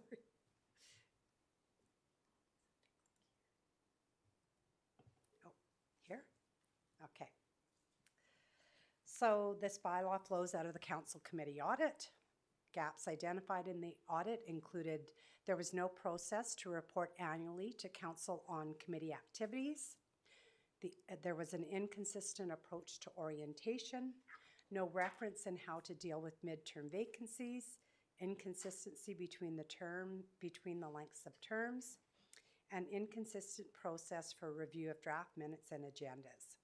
The development of a council committee bylaw would address the gaps identified. This is information that council heard in the report that council did give first reading to this bylaw on June 24th. The purpose of the bylaw is to establish the various committees via bylaw to establish procedures for the committee that are all consistent across all committees. Committees established under this bylaw: EdTAC, FCSS, Rec Board, and the Member-at-Large Review Panel. I did speak to what member versus member-at-large was, so I won't get into that. The bylaw does define members as members of council who are appointed to committees by council. Member appointments are made annually at the organizational meeting of council, which you've all got your appointments. Member-at-large appointments are made at the first meeting in December, and those are for 1, 2, or 3-year terms. No member shall serve for more than 3 consecutive terms unless authorized by council. So there are a couple of committees that we have that actually are not, they're not governed under this bylaw because they have the Library Act for one. We have to follow that. The policing committee, we have to follow the Police Commission Act. The police committee the police act, yes. So both of those pieces of legislation note that no member can sit on a committee for more than 3 terms. So we thought that what we would do is to provide some consistency and to open up those boards for new members coming on, that we would include that in here as well. It also noted that there would be no remuneration paid to members at large, but what we would do is if there was I believe FCSS, they can attend FCS conventions. We would cover the cost of that.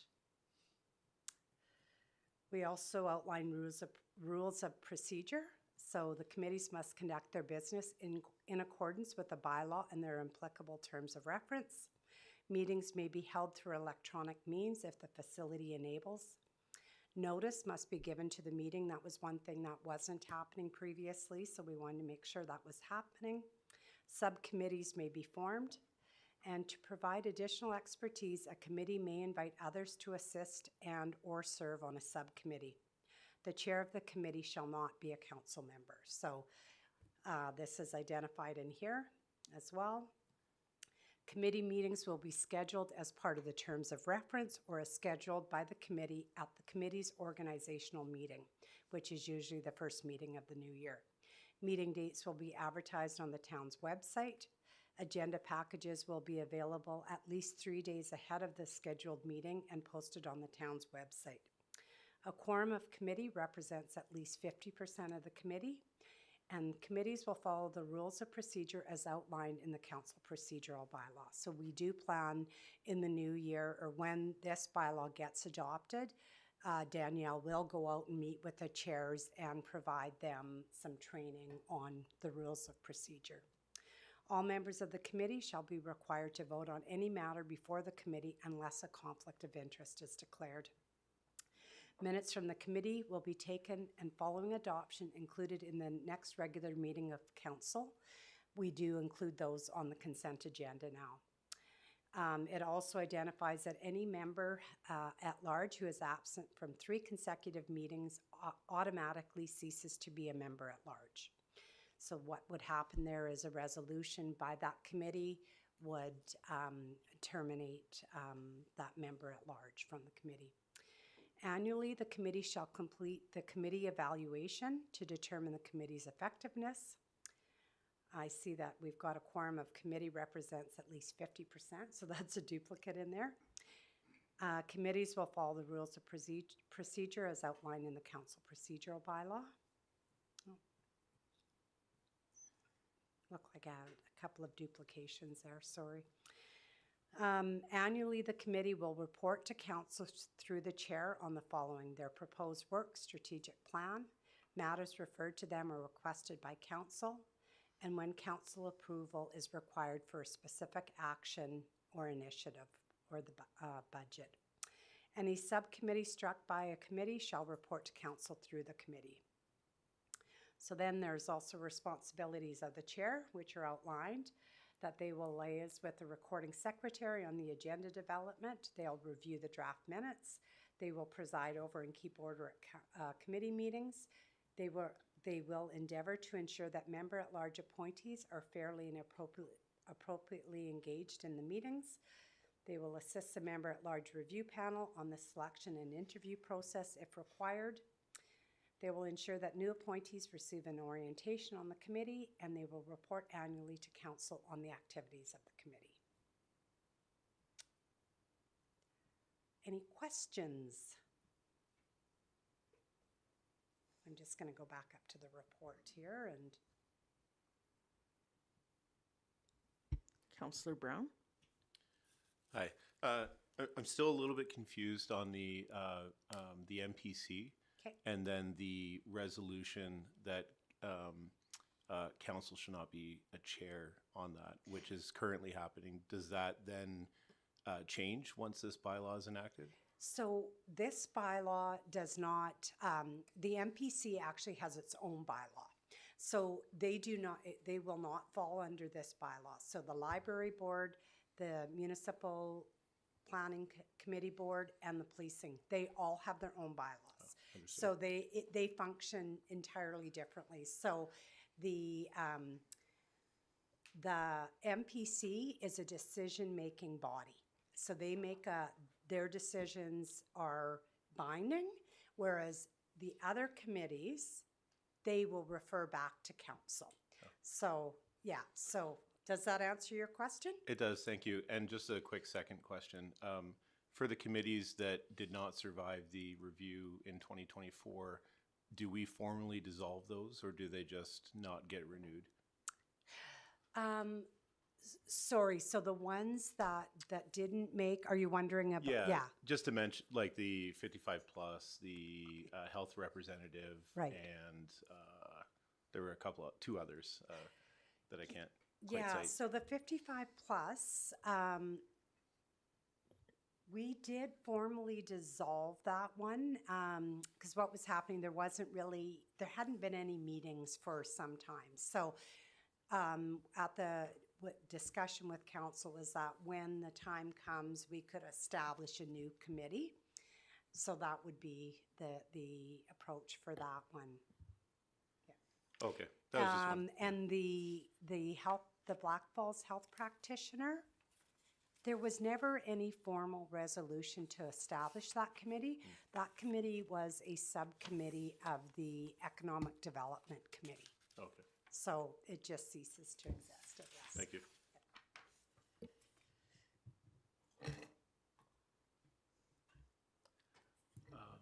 A question that Councillor Brown question is now brought about. So that health one, is that the practitioner recruitment? Is that Yes, the one we're talking about? Okay. that's correct. Okay. Yeah, So that ceases to exist now? that's correct. Okay. To your agenda item here, there's no mention of how far are committee members, given the just thinking of being on the nonprofit that I'm on, do they get the agenda ahead of time to add items to it, the committee members, like 2 weeks ahead of time, given the opportunity to add agenda items to it, or is that not something that these committees do? I'm going to actually look to Director Kreckelwich because he's probably most familiar with their process for the committees. Yeah, so typically, like for the RCP board, we would request any agenda items, I would say the Thursday, Friday, maybe Wednesday, Thursday, Friday, before the meeting itself. So like a week before. Okay, and then the agenda is available? On the Friday. Okay. Is that consistent across, I guess, in making a consistent policy or bylaw, is that consistent across all, I guess would be my question? Is that something we should make consistent? Yeah, well, we note in here that it would be made available 3 days before the meeting. at least 3 days. Okay. Yeah. All right. And then I didn't see, and again, maybe I missed it, there was 376 pages to the agenda.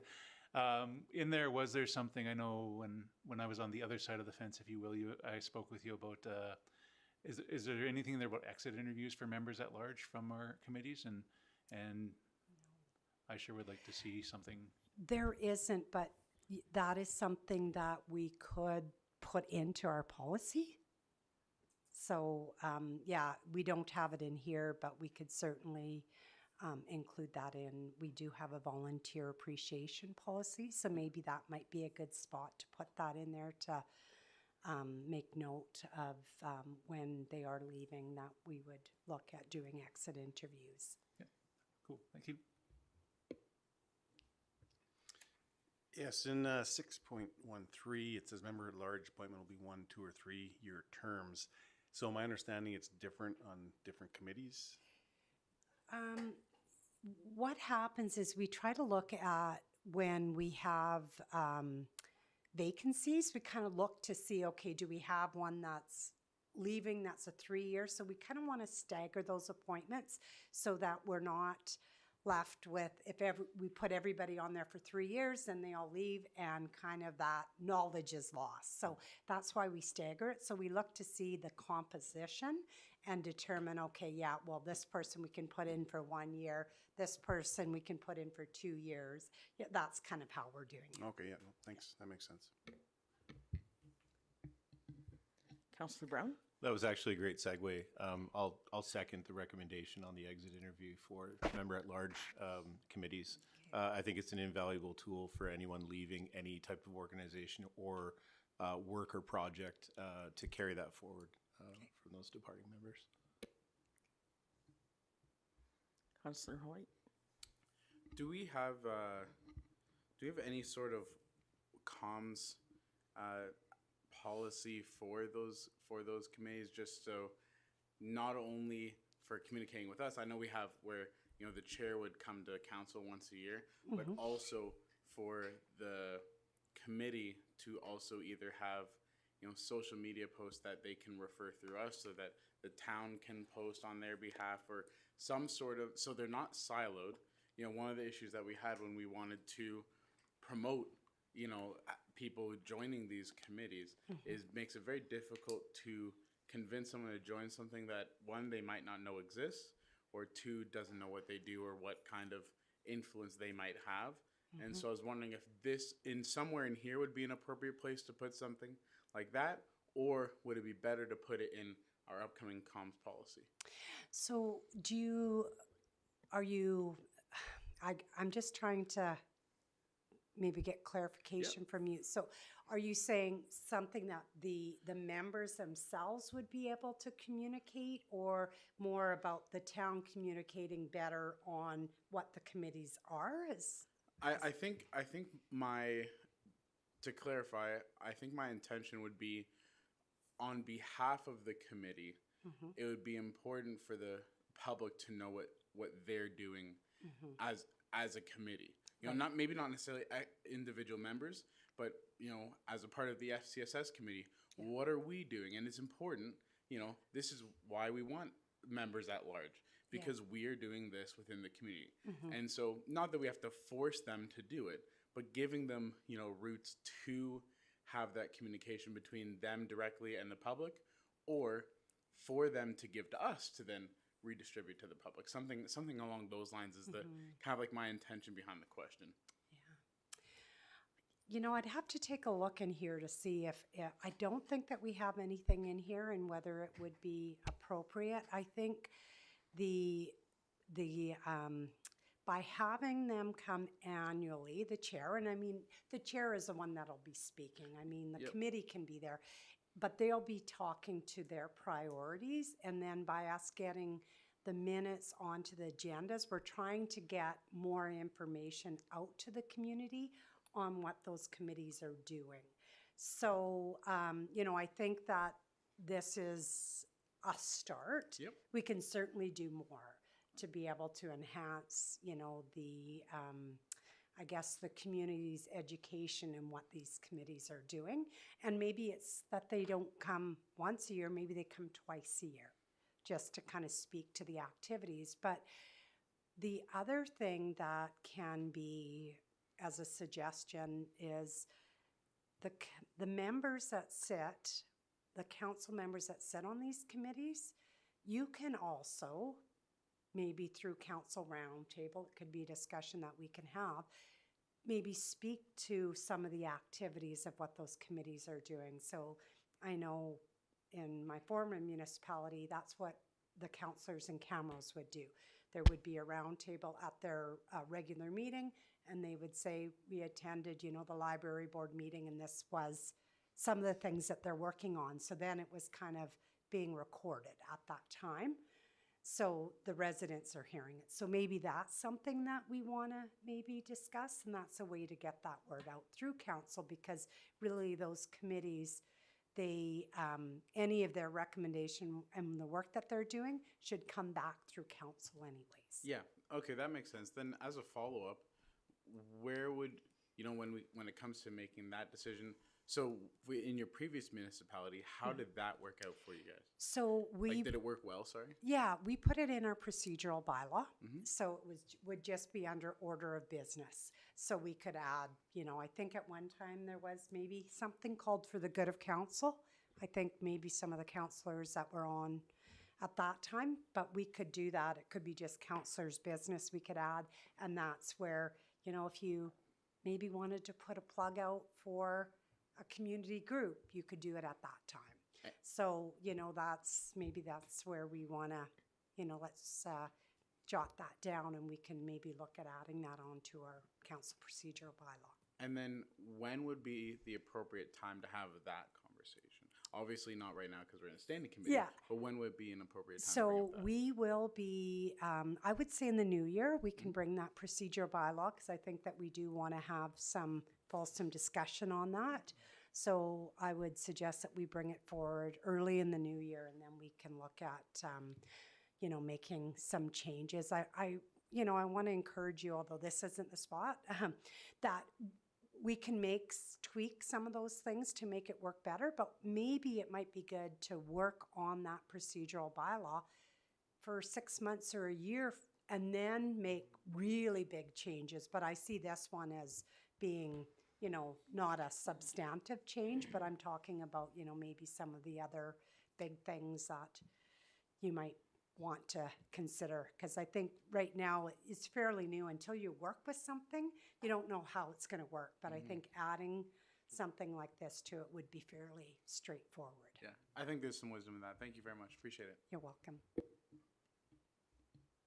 Councillor Sands? Thank you. I just want to say I'm in favor of the exit interviews.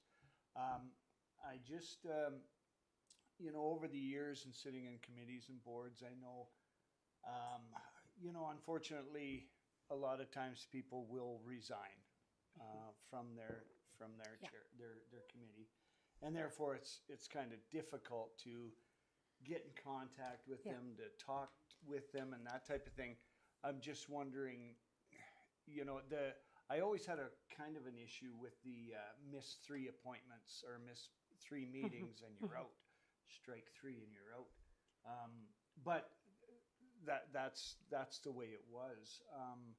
I'm just wondering with the exit interviews, who would be conducting those, and would that be the member at large committee?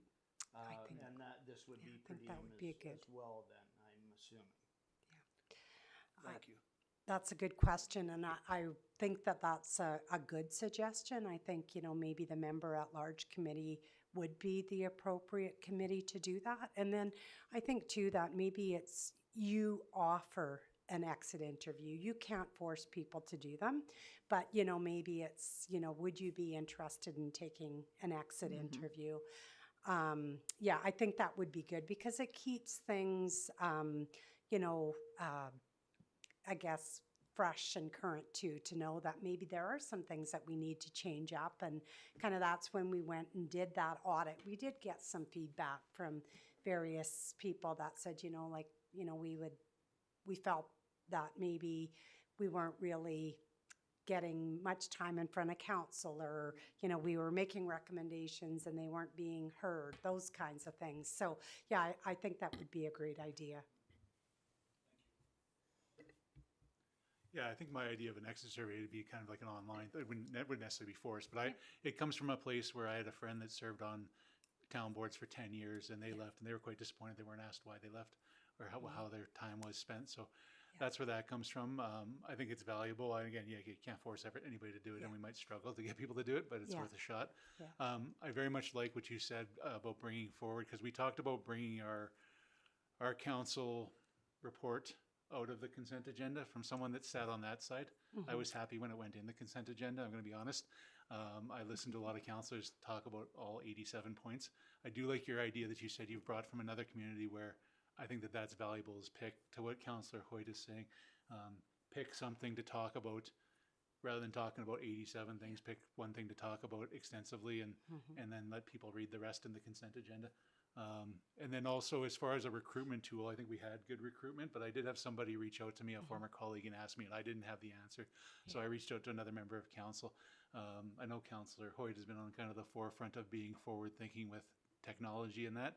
I think there's value if we could get existing members to kind of share their experiences in that, you know, like, that's a good idea. like that bold, big post, it just was very, maybe we got lots of recruitment out of it, I don't know, but I think there's value in changing how we do things. Thank you. Thanks. Yeah, we did. We had about 26 applicants, so I'm happy to see that that is increasing, but we can always do more.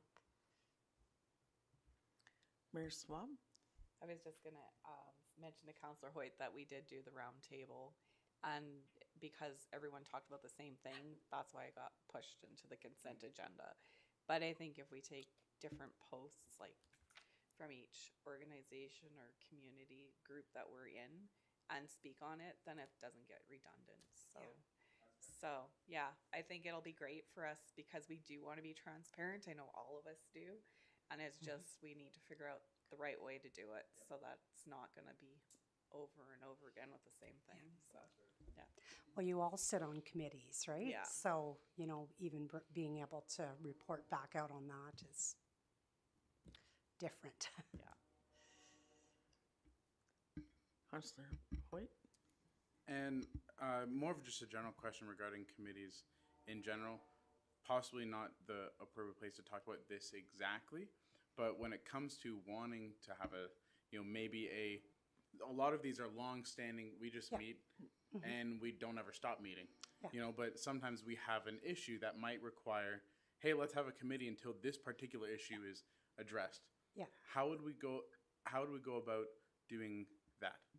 So I do believe in here we do speak a bit about ad hoc committees. So usually ad hoc is you're doing it to deal with a certain matter. So the Treaty 6 land acknowledgement, that was an ad hoc. Once we kind of got that, the new land acknowledgement, that dissolved, right? So we do have, I believe, did you go to it? Okay, so we're going to go to it on the screen.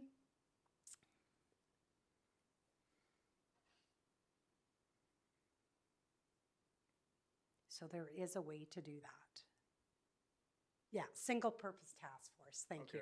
Yeah. So it would be a resolution of council to develop a single purpose task force. Yep. And then would it be appropriate then to, before we just bring it into council, have a conversation about what if there is I have an idea for one, would this be an appropriate venue to have that conversation, then bring it to council? Sure, Like at a standing committee, yes, that would be a good place to do that. And then if council is, of the consensus, then that is something that we could explore. Yeah, okay, interesting. And just as a comment on top of that, and then I'm done, but I think that with a lot of big decisions and a lot of big directions that us on council, or at least some of us on council would like to take, it would be good to have those ad hoc committees for particular, issues that we've seen either in during our campaign that we noticed widely. It'd be good to have that as an avenue of public engagement that, you know, might be helpful. I'm not sure if it would be, but it might be helpful. So thanks, appreciate it. Welcome. Councillor Brown? Just quickly about reporting on some of the committees we're a part of. I actually thought that's what the reporting tool was for that we have in our council folder. Is that accurate? Well, the reporting tool, I don't know that there's a lot of room on that report to put much in there. You know, it's a Word document. You know, There you go. Yeah. Whoops. Okay. So I'm not really sure what how it's been used in the past. I think that there hasn't been a lot of, it's usually been what you've attended and that's it. But certainly that's where we've also talked about trying to expand upon that report to make it a bit more transparent.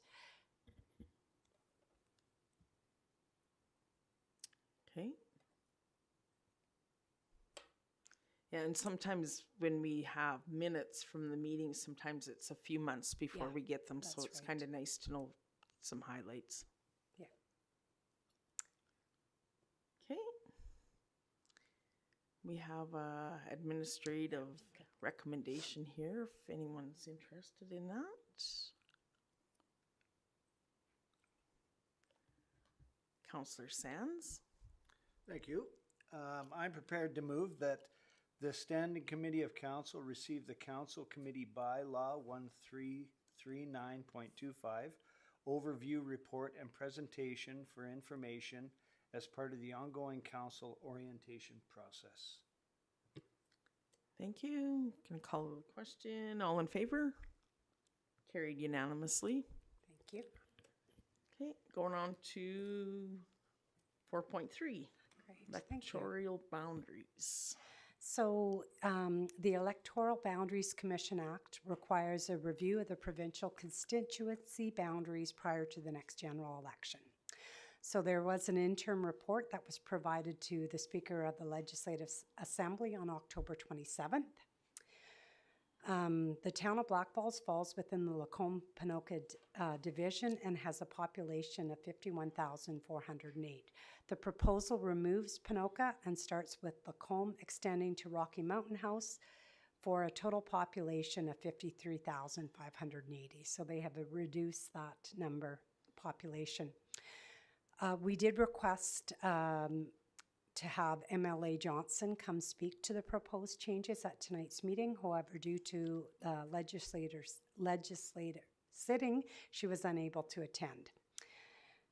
She did respond that she would be happy to consider and bring forward feedback that council has on the proposed changes. So we do have until December 19th. So I'm looking to the committee here to consider whether they would like to bring forward any comments on these revisions.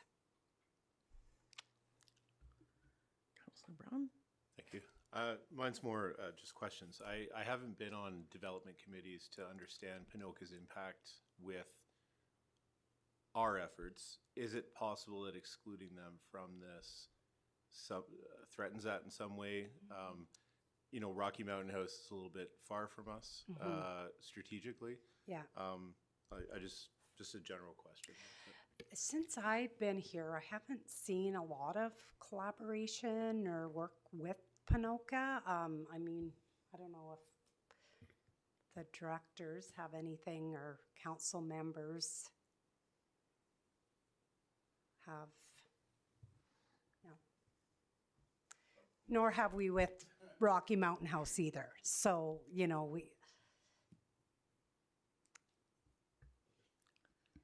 Councillor Hanson? Oh, sorry. I lost my PDF as we're talking about this, but I think it was 243 was the page where it covered our stuff. It doesn't really give a justification for it, does it? I didn't read in there. Like, it just seems. No. I guess my question is why. I look at the map on the maps in a few spots, 375 and 376. Somebody took it out at the end for us. like the map as it sits makes sense to me. We are on the Highway 2 corridor. We share, in my opinion, we share a lot of commonalities with Lacombe and Ponoka. The new map, if we can bring that up, I think it's 375. Like I'm not 100% familiar with the West Country, but it goes all the way up to west of Pigeon Lake. like I don't know what we're gaining. I would like a clarification from, I guess, MLA Johnson's part of the sitting government, like why we're west of Buck Lake. I mean, it seems like American-style gerrymandering. As somebody that pays a close attention to politics, like we have this nice square, and now we're like, we don't quite take in the north side of Sylvan Lake. We're going to skip that, and like, it just, I would like a justification for what they think the value will come to our area and the value we would bring to, like, what's up there? Isn't Bluffton up there or something? I don't know what we would bring to we have communities of similar size in our current situation, and we have current communities that share the Highway 2 corridor, and they've done this federally too, to where our federal riding goes down to Didsbury, which seems crazy to me too. I don't, this seems like spending money for the sake of spending money, in my opinion. I don't even know. Like I know I've been out. Like we've been to Buck Lake, but I mean I've never been west of Buck Lake. I don't think. I would like a justification as to why. Mayor Swab? So this happens every 8 years, so I've never been a part of this either. But I would like to stay where we are, because Ponoka, we have our Wolf Creek School Division as part of Ponoka.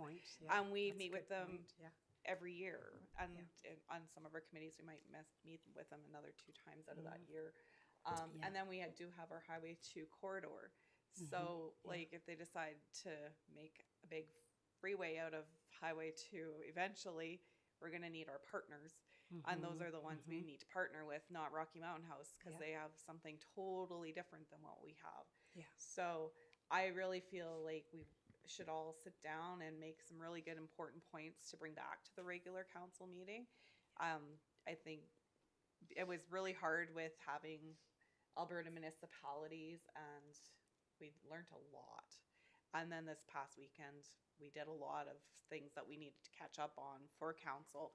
So I think we'll have time now to dig in a lot deeper into this document, because there's quite a few pages, to be able to digest what we actually need to say. And hopefully some people in the public are watching and have dealt with this before, or have other ideas that maybe we don't know that we should be touching on. So I would appreciate any and all for anybody to just reach out and tell us, like, this is why we need to stay with Ponoka. Because I think there will be pros and cons for both. But I think Ponoka to Blackfalds is where our pros and cons are going to be the most.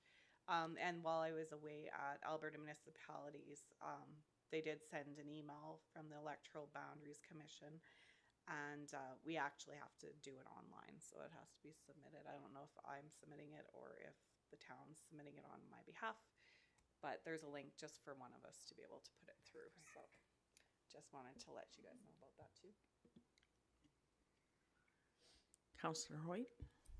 Yeah, I would just like to point out that we also have strategic planning, we have our master plans, we have economic development, all of which needs to be considered, because if we've been making plans, long-term plans, that not only affects us, but affects everyone along that two corridor, you know, those kinds of things might get thrown out of the loop. And then what about other businesses that have economic ties within our bounds and then outside with this new change? And so I think something that would be important for us to do would be to find out, you know, what other towns could we partner with outside of this new map, that, hey, here's the ties that we have to Ponoka, or for Ponoka to then come in and say, here are the ties that we have to Blackfalds, because that would be more important than us complaining about the changes. Well, we need other people to also have a voice on our behalf and coming together, rather than just Blackfalds, but coming together with Blackfalds and Ponoka, both voicing that, you know, we work well together would be very important. So I think it would be good to have, you know, have a sit down make some good case points, but also to connect with and meet with other municipalities to come together and make joint points that we can bring to our MLA. So. Yeah, there's a lot of good points being brought up here, and I agree with all of them. And Councillor Hanson, yeah, this doesn't make sense to me either when I look at the compare the two zones. I'd like some clarification on why this would be done, and I think that's something that our MLA could maybe help us with. To what Mayor Schwab said, I would also like to see if administration could put together, like, I would like to, again, not complaining, but just the whole, like, the conversation about this to me is like, what does administration see as a pro to this? And what are the cons from, like that? I think the pros and cons list from the people that are working, like, we're part-time, the people that are dealing with this every day is more impactful than what we, as a part-time council member, new council member as well, so. Great. So what we can do is bring back a report to December 9th. And then that way, I think I can reach out to maybe administration in Lacombe just to kind of see where their council is sitting on this as well. And yeah, we can do some research here, but we'll bring forward a report to the December 9th. And then that way there's still time, then we can do our submission before the 19th. So if you do have any items that you want us to note in that report as well, but we've got some good information here tonight to bring back. Councillor Sands? Oh, thank you. I just wanted to add too that I thought, yeah, I agree with everybody here and their thoughts on that. And just looking at, even our water and our wastewater commissions with work with our partners. Yeah, they're at the table with you. Yeah. In Lacombe County and Lacombe, Panoka, Ermiskin potentially in the future here. So yeah, it'd be interesting to see how that lays out with the new layout, I guess. So yeah, thank you. Councillor Hoyt? Would it be appropriate and or feasible to have, bring some points together and then actually, as a town of Blackfalds, bring a delegation to other municipalities to talk about what our thoughts are on it, instead of asking, hey, what are your thoughts? Well, why don't we bring our thoughts to others? I don't think there'd be time. Okay, yeah, I really don't think, if we had 6 months out, but in that, because everybody is starting to probably, with orientations, people's schedules, I would say that there isn't time. Conveniently timed, okay. Yeah. Thank you. Yeah. I thought it was kind of interesting on that proposed one with that Rocky and whatnot. They have a little notch, Township Road 400 on there. That's actually county of Lacombe. That's underneath there, part of going up to the lake on the one side of the Sylvan Lake. And they kind of excluded that little part. And the rest is all county. It's kind of weird, but whatever. Councillor Brown. Just a comment to council. I think a lot of us are sitting on committees that could have some very key input. The development committees, the Lacombe Chamber of Commerce, that sort of thing. So I think it'd be incumbent on us to quiz them and get some feedback. Good point. Just more a personal question. Like, I think of myself as being fairly politically active. When did this all come about? I see there's lots of comments in there from the public, but this is the first time hearing of this. Yeah, not very long ago, as they said, it was put forward on October 27th, but I remember Mayor Schwab kind of noting that I think a resident mentioned it to her, had we seen this, but we only just got the information in our inboxes not too long ago. Shouldn't we advocate to our MLA that, again, I know we had a conversation about what to share and what not to share with regard to something else the government was doing. But I think we have a duty to our citizens here to share you know, that MLA Johnson shares this information with us in a timely manner so we can then relay it to residents of Blackfalds so they can provide feedback because, yeah, I was kind of aghast that I was just learning about this for the first time, reading the agenda, so thank you. Mayor Swab? I was just gonna say, we do have the North Blind Man Regional Committee yeah. coming up on December 17th, which is 2 days before. Yeah. I don't know. I mean, if the website's still working, maybe we want to hold back and just make sure we have all of our I's dotted and our T's crossed, because we could bring that up there.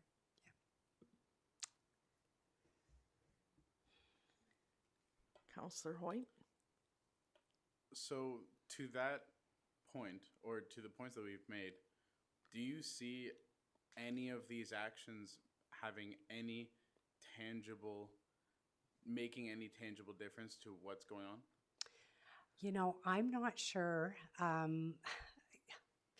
It will lie in the government's hands, I guess. I know that the MLA's office said that this is just a draft and that we are to provide her with our concerns as well. So I think that, you know, maybe we can get ahead of, you know, letting MLA Johnson know our concerns sooner rather than later on some of these things. And then, but I'm not sure. I don't know what happened with the last boundary changeover, if there was any significant change, because I wouldn't have been in Alberta then, but so. My concern would be that we put in a little bit of effort to kick up a little bit of a stink with no change, but if there are serious implications and we really need to put in a considerable amount of effort to preserve something, then that should be a priority, not the priority, but a priority. And then the question then becomes, well, what amount of effort is required to make any amount of change? Because I don't want to spend any amount of effort on something that isn't going to do anything. And not saying I don't want to put in effort, but if I am going to put in effort, I want it to be used effectively. So if we're gonna have to do something and go all out, well, let's do that. But if a little bit of effort, you know, kicking up some dust isn't gonna do anything, I don't think it's wise to bother, so to speak. I do know that there are going to be some public engagement, they did say in January, so, you know, that might be important to try to get those dates and have as many people as possible show up at those meetings. I think that that's one thing that we, you know, because it's not a done deal, but again, you know, we'll just have to, you know. Yes. Mayor Swab? So from speaking to former Mayor Stoll, she did actually have to speak in front of them. So there is the more points we get across, if we have to speak, at least we'll be ready.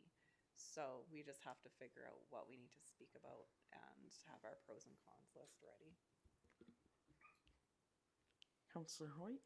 And maybe I didn't I partially put my point across, but I'm also saying, well, would it then be, if we have all our points put together, is it worthwhile to then share to our residents, hey, this is going to have an impact on you? Like, how much of a stink are we really going to have to put?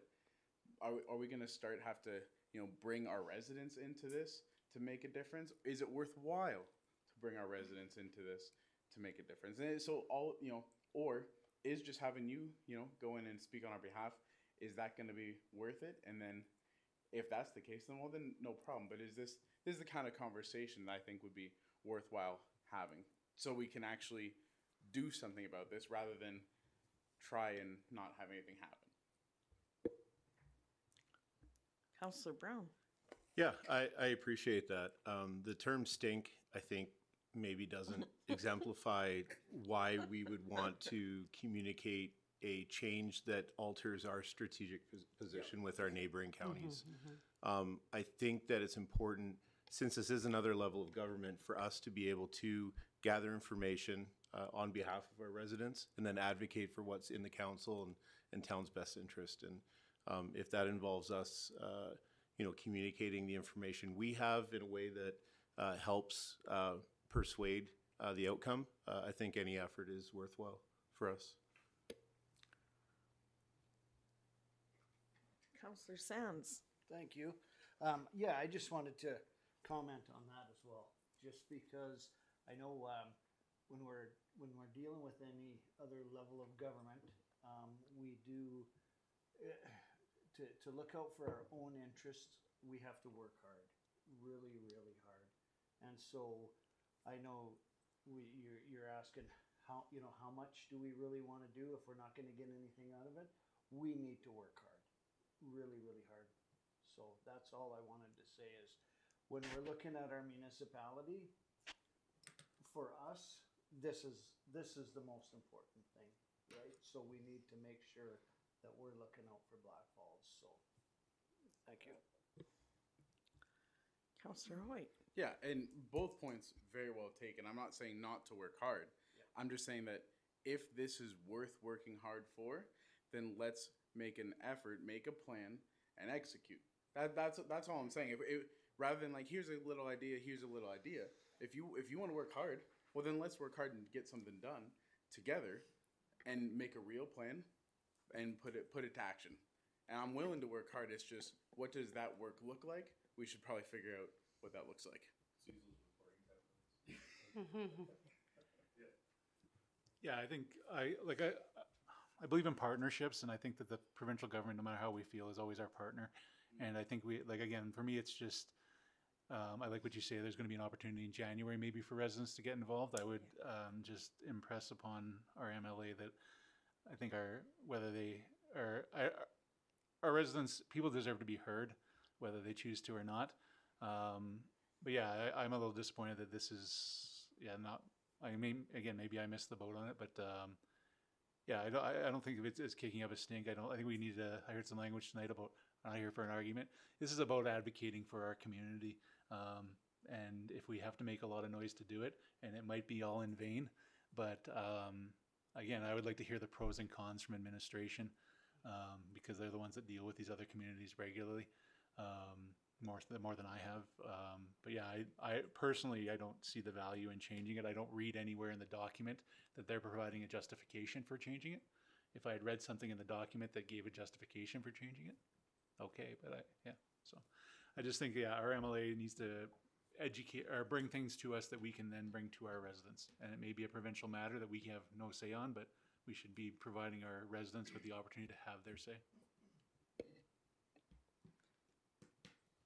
Councillor Hoyt.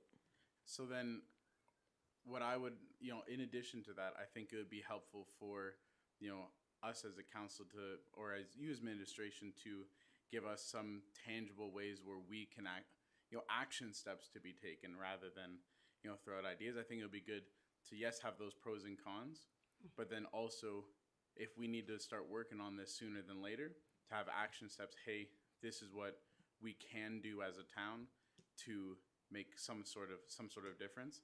Then we can all band together as a council, make some decisions, and have some actions as a town on top of that, and just start.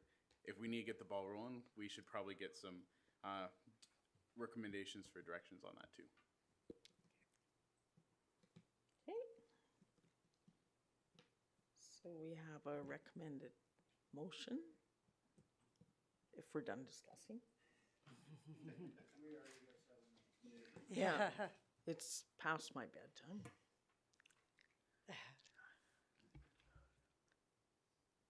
Mayor Swab.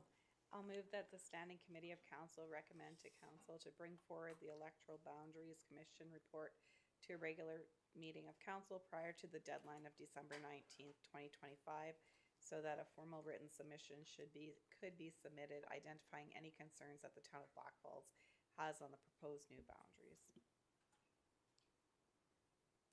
Okay, call the question. All in favor?